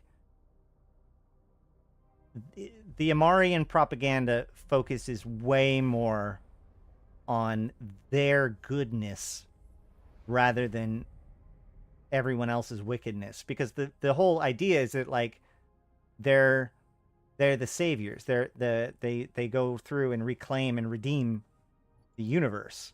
So of course the universe is fallen and astray and in pain. The reason why all these people are in pain is because the rightful order of God have not been maintained. So the thing to focus on is how the rightful order of God is brought to being by and through the Amar nobles. Well, we have Amar. Oh God, I'm doing it again, aren't I?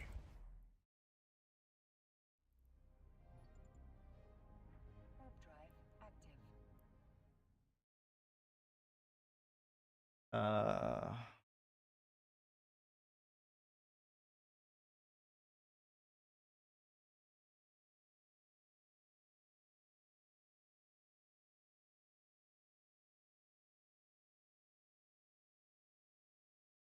There was like, was it just the Moving to Stargate. Hey, Corey, thanks for that. Uh, is the coronation of Jamil the only time that they did like a Amarian news thing? Hold on, I thought that they've done Amarian News Network before.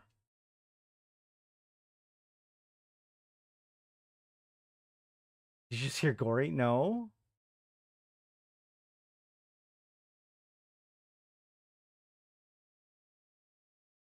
That's true. The dread attacks were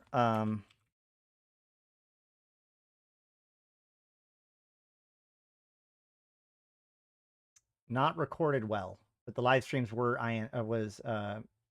Amar.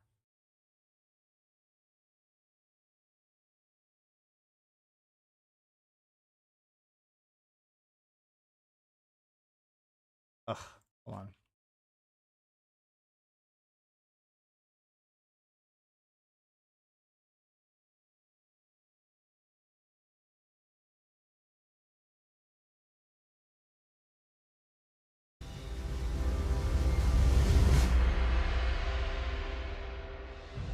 On a momentous day that shall be honored for time everlasting, our glorious empire at last heralded the coronation of Her Majesty Empress Jamil. As billions of faithful beheld a scene of unprecedented imperial might, she arrived with her guardians to announce the dawn of a new reclaiming. The legacy of her reign began with a decree to every soul of New Eden. I am the harbinger of hope. I am the sword of the righteous. And to all who hear my words, I say this. What you give to this empire, I shall give back unto you. So there you go. And obviously, like, the coronation is like the biggest deal. Like, but Amar is all about pomp and circumstance. A lot of their news is just like flattery, because it's more about convincing the people that Warp drive active. the leadership, the nobles, are in fact somehow super special and, you know, chosen by God and holy, right? Like that's what they need people to understand more than anything. I think Khanid focuses a lot on demons. Or Khanid was accused of being a demon. I think Khanid accused Jamil of being possessed by a demon at one point, which was kind of weird because, like, how did Khanid know? But either way.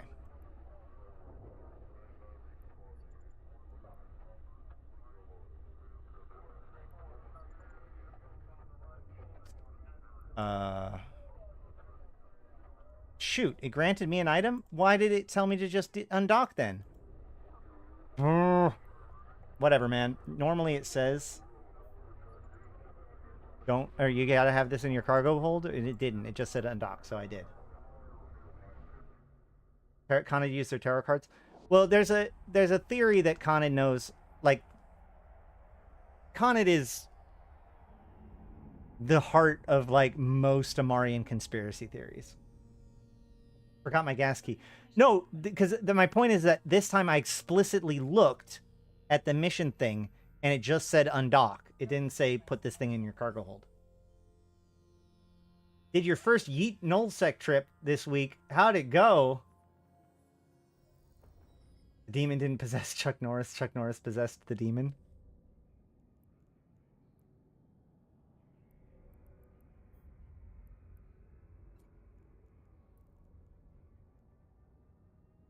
Chuck Norris was not possessed, nor does he possess. The demon was given to him for free because the demon respected him too much. I don't know. Then he roundhouse kicked him in the jaw. Man, Chuck Norris jokes are pretty dated now. So here's a question. If Saurfang is the Chuck Norris of World of Warcraft, who is the Chuck Norris of EVE Online? Player or NPC? Came back with 100 million, then tried again and got blown up? Sounds like you had a great time. That's what I hear.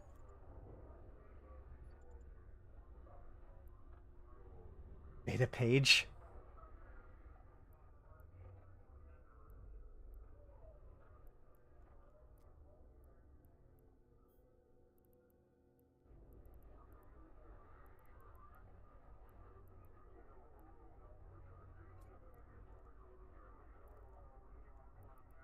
There's nobody in like EVE lore that is that same level of like, I am badass. I am defined as being a badass.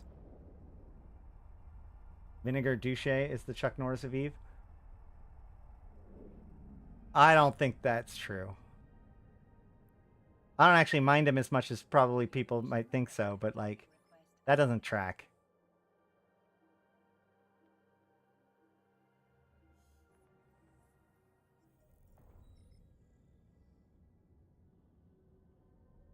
No.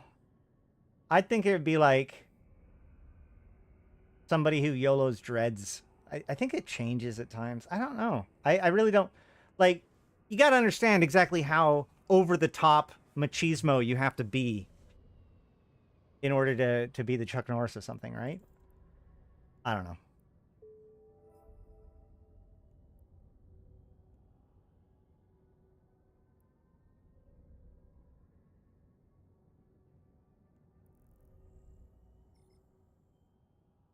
If Vinny doesn't jump into wormholes, wormholes jump into Vinny. That kind of sounds gross, though. See? I don't know about that.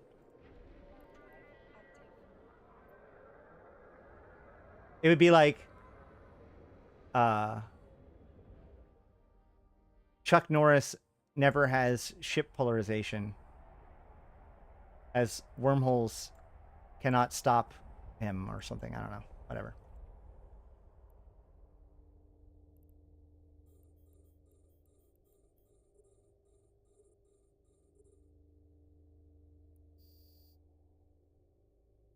Look, as it turns out, I'm not great at making Chuck Norris jokes on the fly. Who would have thunk it? Empress Jamil Sorum. Oh, that's really close. That's a good one.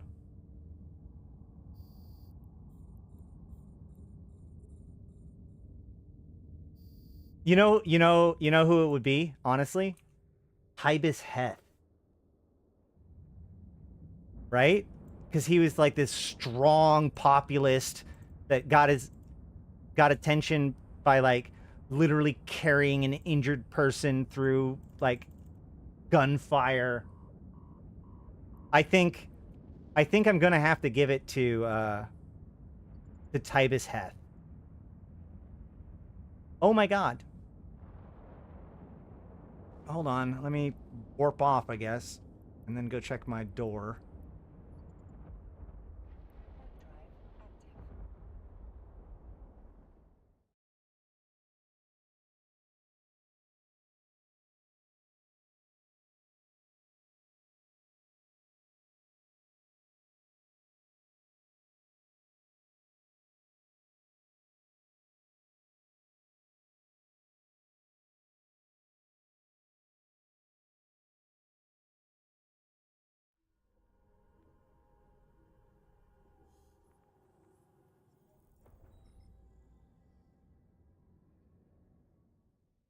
What's his name? Old Man Delacroix? Or something like that? Yeah. The guy who made Creodrone?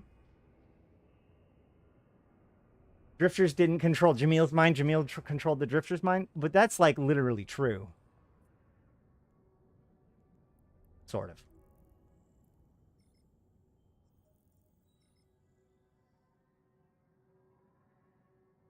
Tybus Heth doesn't assassinate his enemies. They find out that he doesn't like them, and they kill themselves in shame. That actually feels very Kaldari. Holy shit. Tea ceremony. Look it up. Never accept tea offered to you by the Kaldari.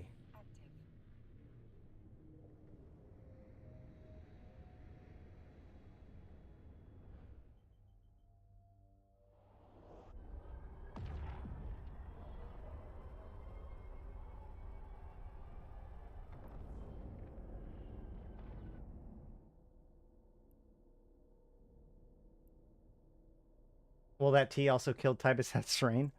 Yeah. Well, allegedly the Blood Raiders ended Tybus Heth. But, we'll go more into that when we get into the iceberg, I guess.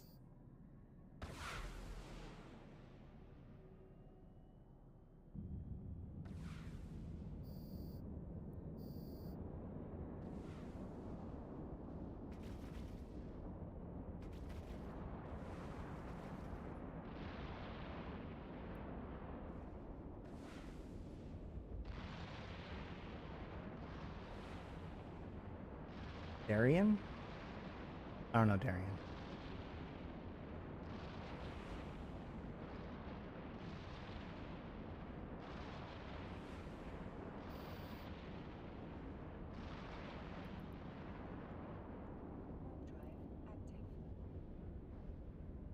Vinegar Duche once ran into a gate camp. The gate camp exploded and as Vinny's pacifier entered the grid. Yeah! Yeah! Okay. You're getting somewhere. Yeah. Docking permission requested. Docking request accepted. Look at Creodon.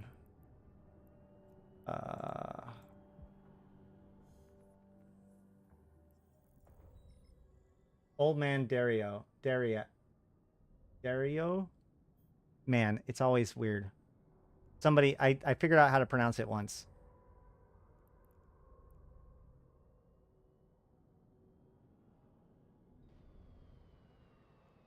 Scotty, the docking manager?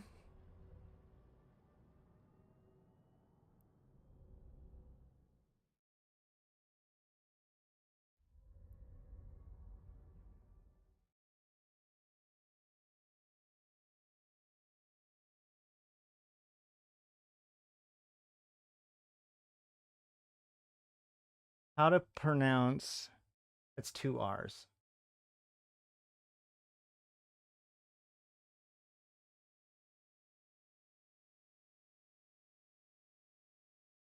Let's just go with it. What do you got? What do you got for me, Google? Or YouTube? pronouncenames.com. Shh. Darieux. Dario. Darieux. Dario. Okay, whatever. Fine. We're good. Old man, that guy. He is kind of a badass. You're right. That's a good one.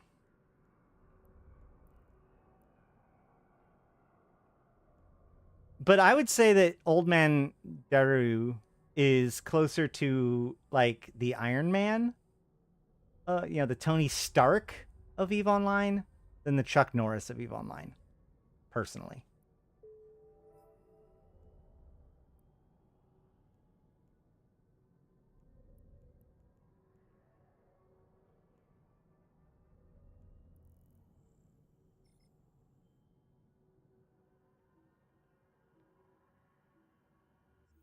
I mean, I'm right, right? Yeah, that feels right because Dario like was stranded and saved his life with his own technical knowledge, and then proceeded to apply that technical knowledge to build a giant corporation. Isn't the old man more like MacGyver? Well, Dude, have you watched Iron Man 1? Like, Daryl making the Stargate is the equivalent of Tony Stark making the Iron Man suit in a cave in Afghanistan.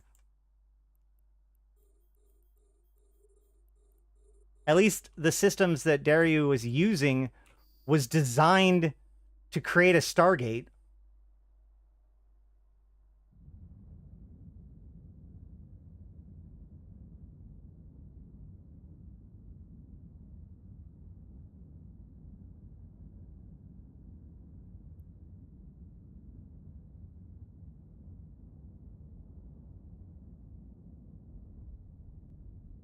Newts, huh?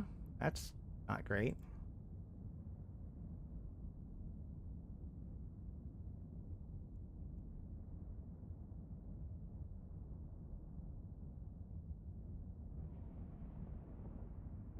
Man, if I had to reload, that would suck.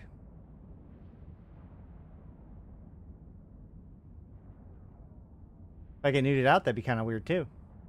Oh, I have to reload. Well, that's gonna suck. Oh well. It's okay. It's fine. It's fine. Everything's fine. We're fine. I don't need cap.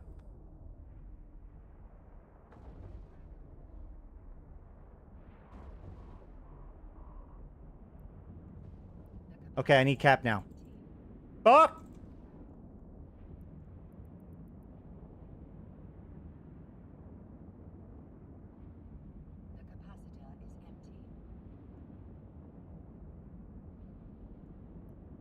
There we go. Woo! All right. Well, that was fun. I probably should get nanite repair paste now.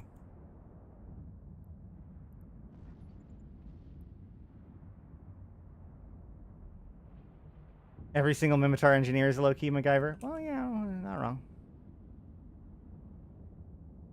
All right, Pockets. 07 to you. Wait, there's more? Whatever, I'm out.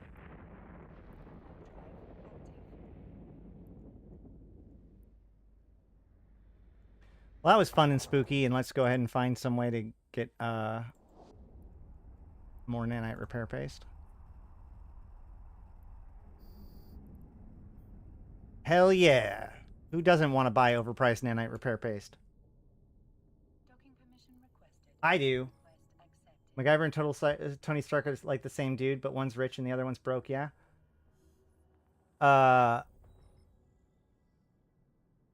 Yeah, MacGyver's more spy, where Tony Stark is more capitalist.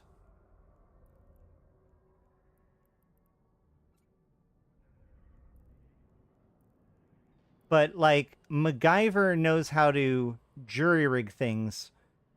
Tony knows how to invent things. There's a difference.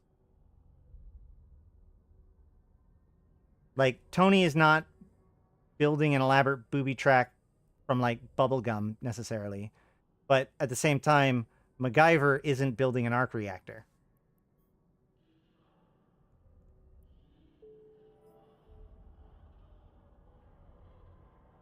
Dario?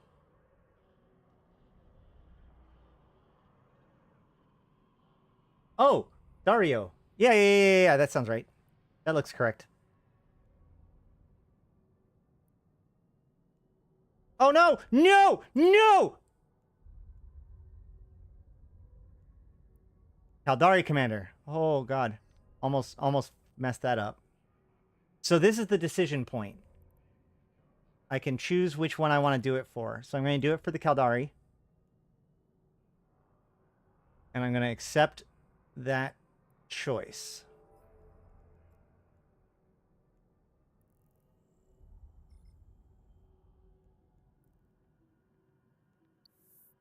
That would have sucked so bad if I did all of this and then accidentally chose the Gallente path and had to, like, walk away for 3 months.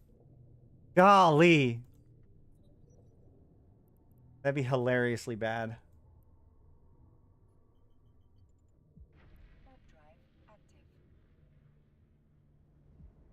The Federation will hear about this. I've already explained why I'm doing this.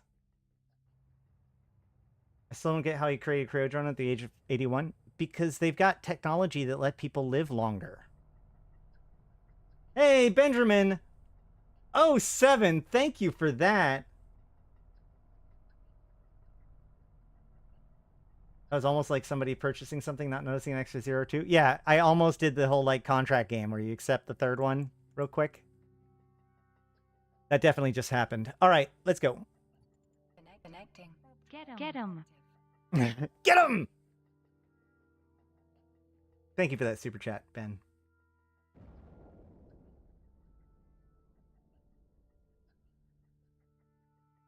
I really want to make a video. Like, one of the rants I want to do is why creators should move off of Twitch to YouTube. Because, like, Twitch just increased their turbo by 30%. So, like, my argument is anybody who's mad at CCP for raising their prices should be equally mad at Twitch. And unlike Eve, there is a good alternative to Twitch. And let me tell you, I still have people coming to me and thanking me for switching from Twitch to YouTube, and not a single person suggesting that they wish I was still on Twitch.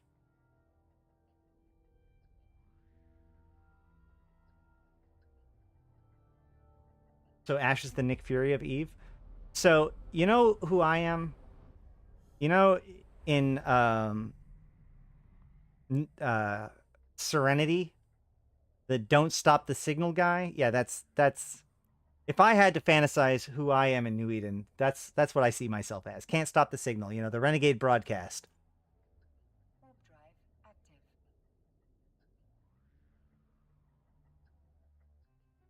I do miss being able to dump Caldari emotes into every Twitch channel. I could add more emotes. Bonnie doesn't run out of Cap. Cap runs out of Bonnie.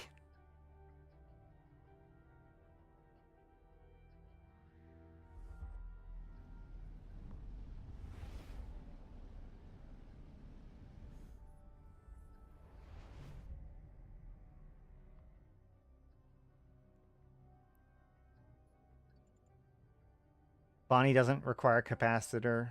They drain their energy directly from the sun.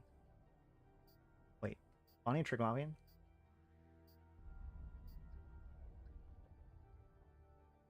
The Nick Fury of Eve is Angry Concord guy. Ovig Dursk. Yeah, okay. Yeah, I mean, I can put in more emotes. I just need to know what to do.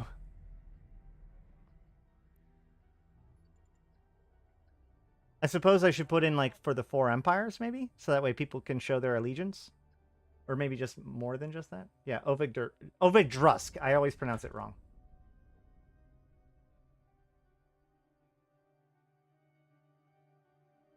The guy who runs the Black Eagles. So,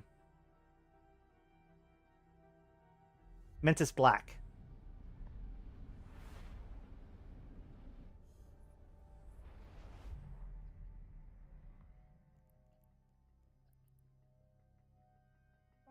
That's possible.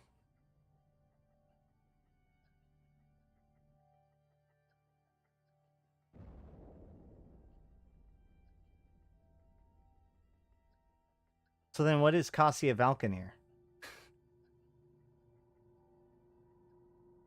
Black strikes me as the Nick Fury type. He strikes me as like the Palpatine type, honestly. Like without the force powers. Because he uses both political and non-political means to get what he needs.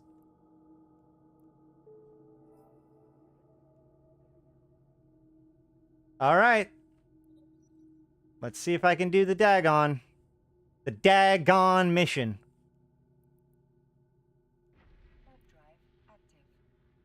Grom Hellscream. Well, no. We've already... I already talked about... oh, I see what you're saying. Cassia Valkanir is the Grom Hellscream? Nah.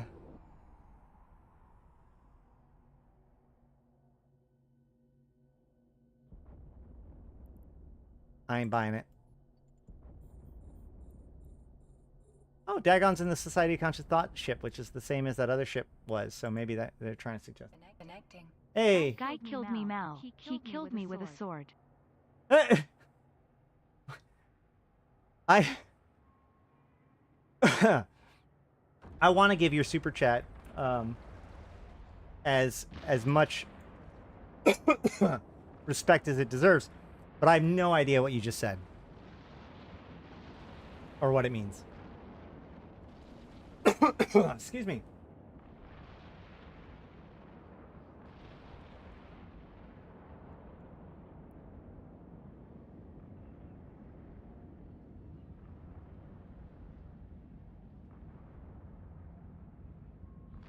So Dagon is the big I've never seen. Oh.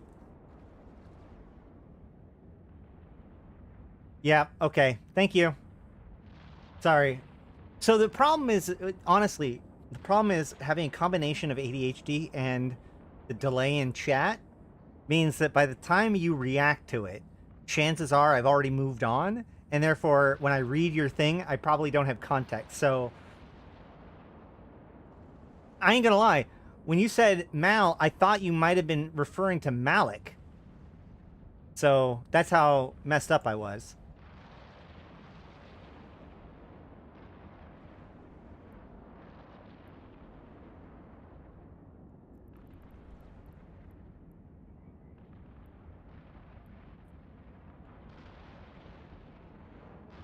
And I'm gonna have to reload my missiles.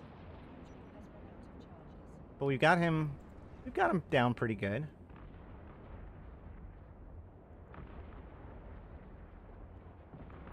Oh shoot. Yep, that's definitely an overtank. Got it. Well, let's finish him off then. That shield recharges so fast.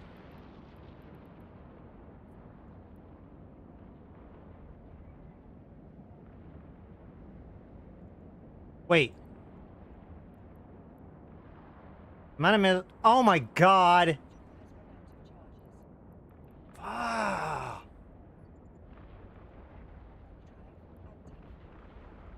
Well, it helps if you bring enough missiles.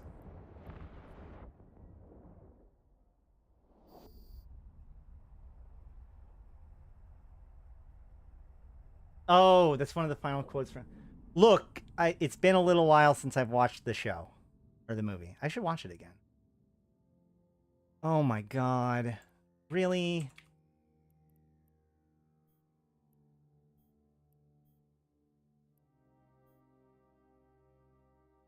Alright. Fine.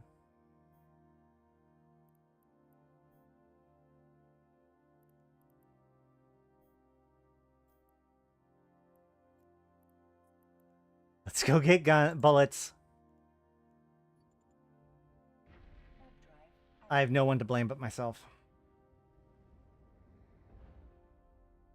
Classic Gallente skill issues. It's your weapon system.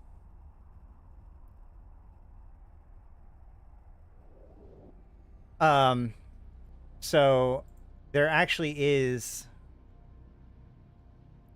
a medal that we put out when the rest of Galmil said that Hadley's wasn't going to hold, and we took it from vulnerable to stable in like 3 or 4 days back in the day. I gave out a medal for that campaign. It was called the Firefly campaign because it was you can't take the sky from me. So there it is. Operation Firefly campaign medal. For service in Operation Firefly, the taking and holding of the system of Hadley's from Caldari occupation in YC125. You can't take the sky from me.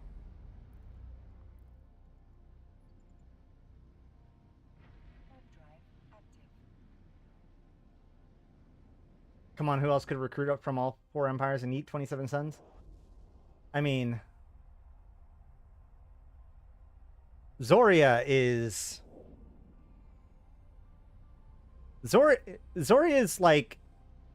I don't know, man. The detached executive troika for the sublimation of Pashlo's flow feels like she's like... the convocation of the convocation of Triglavians outside the struggles, like gopher, like secretary. How to earn so much medals? Be CEO and give them out. No, I have the torchbearer from the Liberation Games. We have a home guard medallion whenever we have to defend one of our own structures. We have the Convocation Defense Award, which is kind of the Convocation side of the same thing.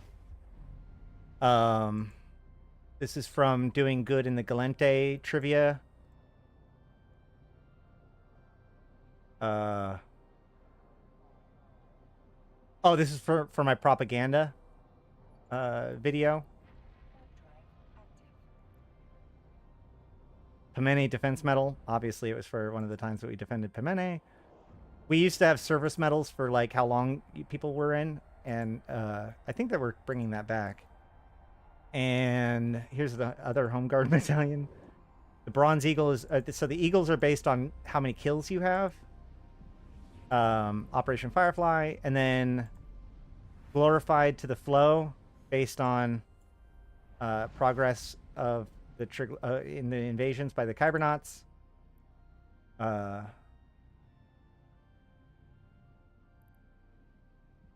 Aderon Stars, like just our commendation. I don't remember why I got this one. Here, maybe it says it. Nope.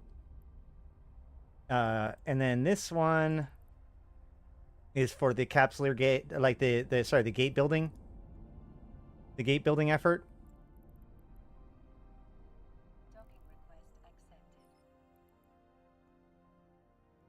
accepted. This was our defensive cloudering when the Federation, when FedUp was in cloudering and trying to defend our structures right before the Fortizar swap.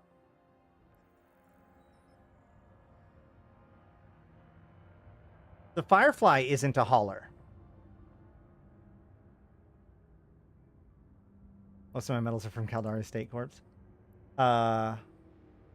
Another Home Guard medallion. And then, of course, my favorite, the Wings of Valor, which was given to us the first time we took the entire war zone.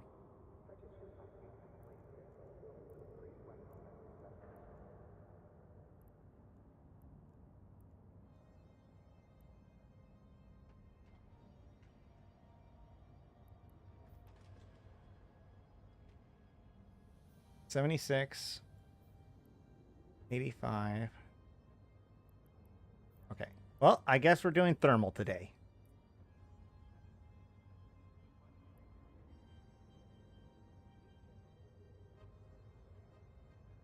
$76 ISK is that far above.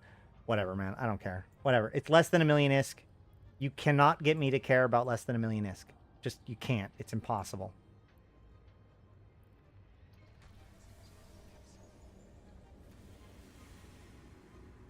Thanks, Stadia.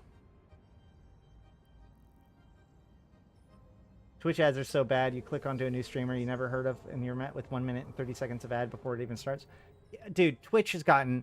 It's fun. Like, Twitch was already kind of meh when I was on it, but it has fallen off the cliff in the last year.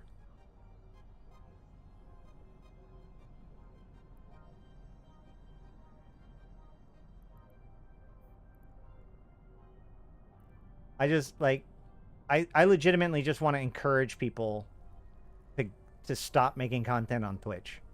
As somebody who's made the transition now, like, it's just... I know Twitch Prime subs are super tempting. It's great. Trust me. It gets better on the YouTube side.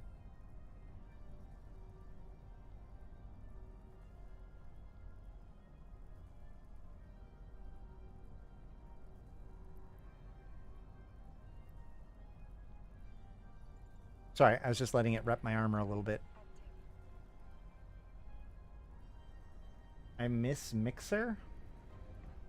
Oh, yeah. I never used it. But, like, I'm on YouTube a lot anyways. Like, I get most of my entertainment and whatnot from YouTube's.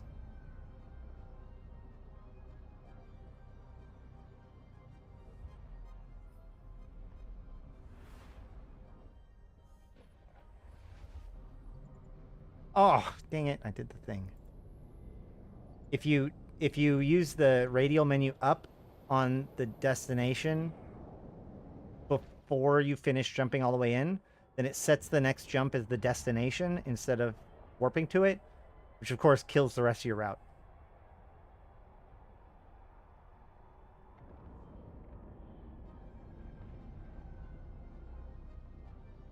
So I started taking my ADHD medication again, which is great, but I think it's definitely contributing to me chewing on my lip, which is terrible.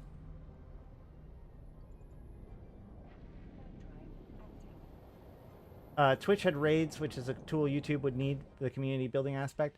You can do it though. Like you can make your stream go to another stream. It's a little bit more complicated, and they could make a better version of it. But yeah.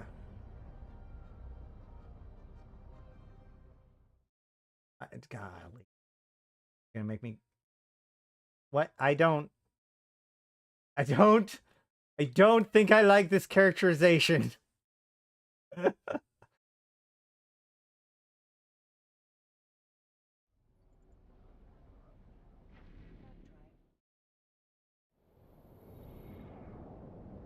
I don't feel comfortable with being compared to Soviet... What is it? Minister of the of Defense in the Soviet Union. That's...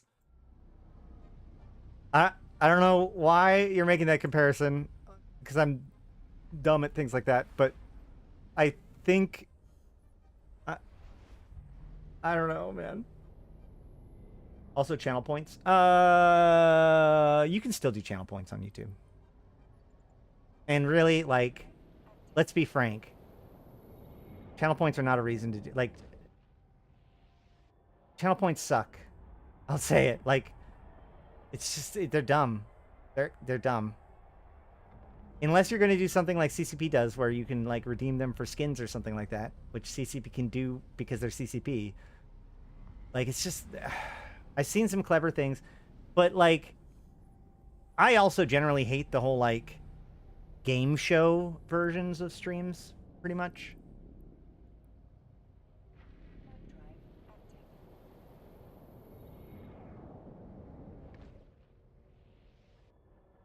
Yeah, Galnet skins are great, but, you know, again, you could just devise a different way of doing it in YouTube.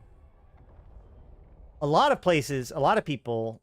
Like, what they do is they actually have all of their chat and everything on a website that's separate, their website. So that way, when you're getting a membership, it's a membership to their website. When you're getting, when you're putting in super chats or whatever, it's into their website. So they kind of cut YouTube completely out of the picture there. So in that case, like, you could totally keep track of people that are there and all that kind of nonsense.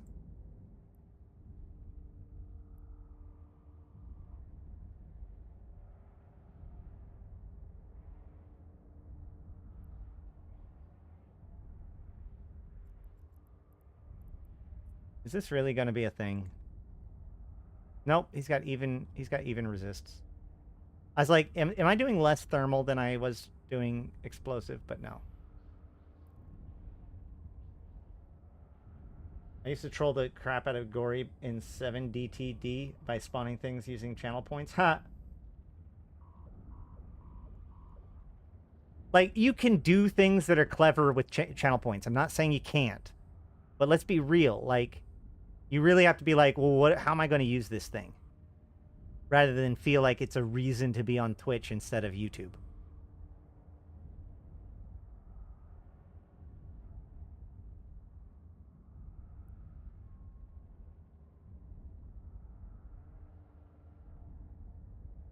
I feel like I'm doing way less damage. Because I was almost into armor last time. That's so weird. Why does it feel like I'm doing so much less damage?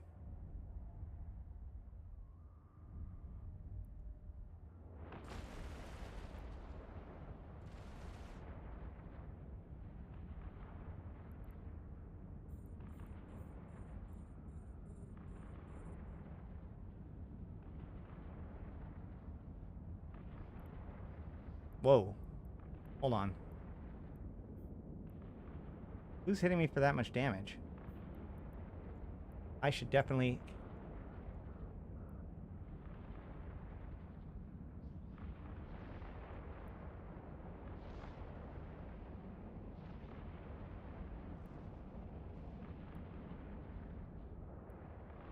Clear these guys up.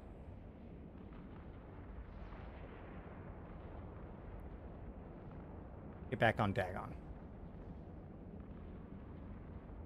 Do you starting on YouTube or Twitch is better? That's, I mean, like, you could argue that Twitch has better discoverability than YouTube, but I think that if more people started doing stuff on YouTube for Eve, that we would see those, like, tags pick up more. And YouTube's done better at supporting streamers too, I find, than like a couple years ago. But Twitch is honestly pretty bad for discovery. In general, it's just YouTube gets away, or sorry, Eve gets away with it because there's often so few like big streamers or like options available at any given time.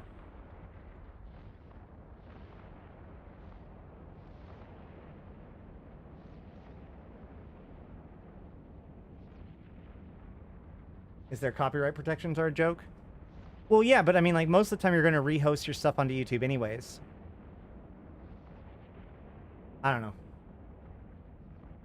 ADHD is a buff. That's true. I'm shooting it as strong as resist. No way. Hold on. Oh, I'm so fucking dumb.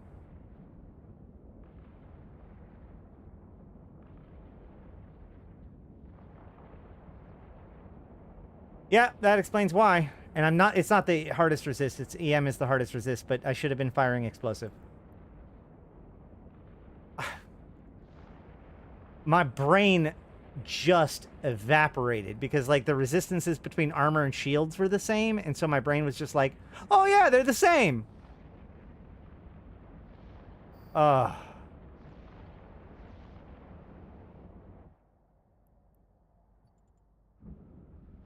we go. Dagon complete with the wrong missiles. What side is this? This is the SOE Epic Arc. Pretty close to the end.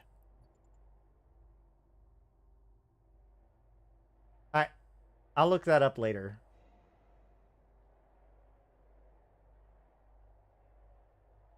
Yeah, that's true. Live stream.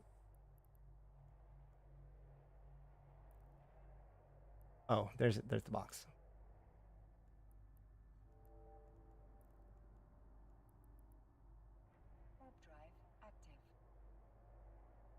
Okay.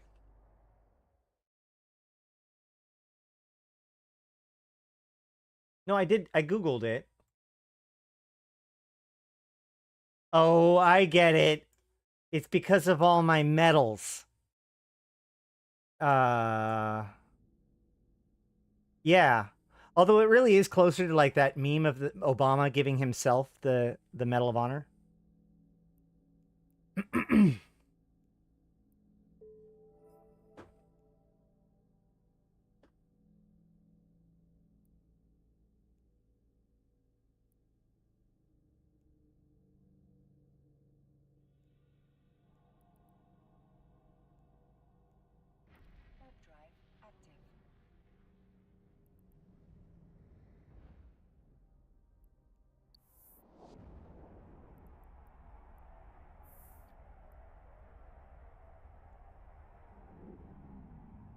What other standing was affected? I wish that this thing that said one other standing was affected would tell you what other standing was affected.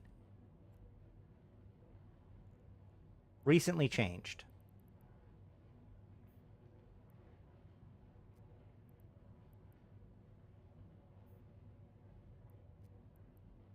I guess it was sister. No, yeah, maybe? No. What was the other... Wait,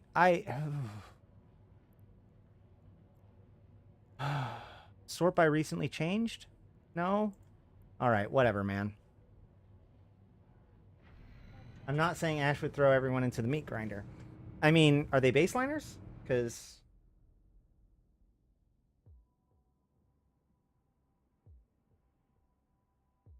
maybe.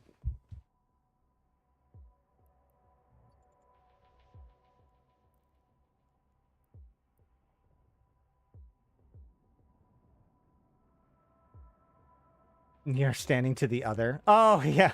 That's what it is.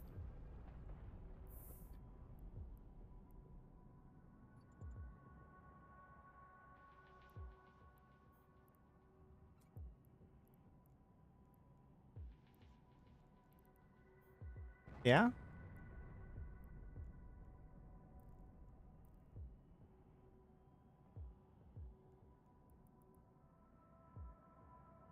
Farewell, perhaps there's hope for your kind yet.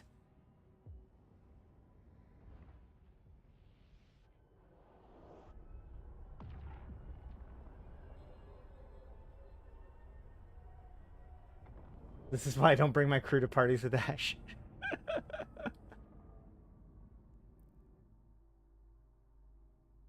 Can't take the heat.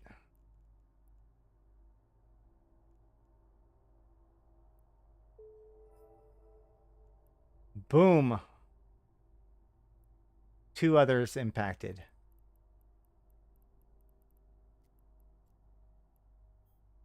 Hell yeah. That's a huge... see, this is not a percent change. This was a flat 1.2 change.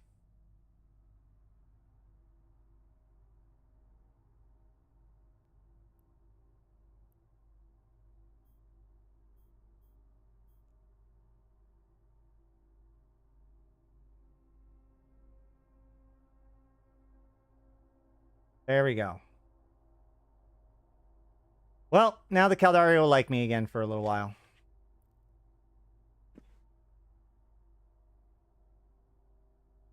And I think that it's time to wrap things up.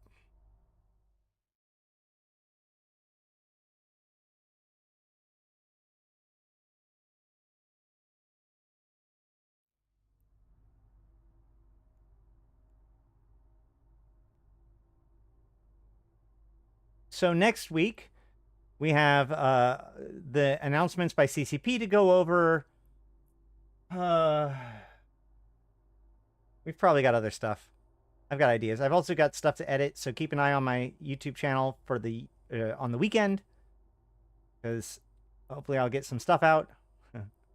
But yeah, without further ado, I've been Ash Rothi. I've been playing this game since 2010, talking about it since 2012, and I'm here to put even to context for you, my fellow Empyreans. Thank you all for coming and checking out the stream. Thank you very much to everyone for liking and commenting on the video. You liked and commented on the video, right? Thank you especially to all of you who watched the entire video. It really, really, really helps.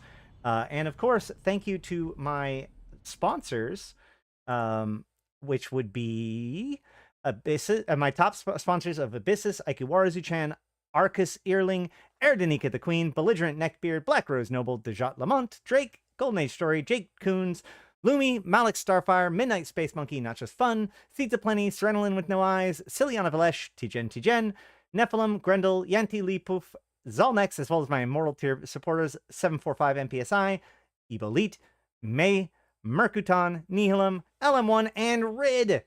But again, thank you to you, regardless of whether or not you're on that list. But if you do want to join that list, or get access to my videos early, or get access to the special supporters YouTube or the Discord channel, you can become a supporter for only $1 in the memberships down below. You can also support by checking out some merch. You could also join the Patreon if that is more helpful to you. But without further ado, I have been Ash Rothi, the voice of New Eden, and I'll see you in space.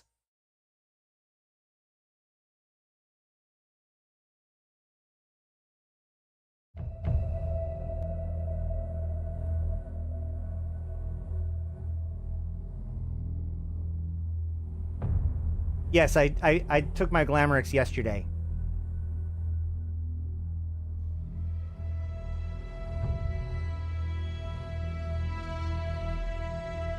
Bring on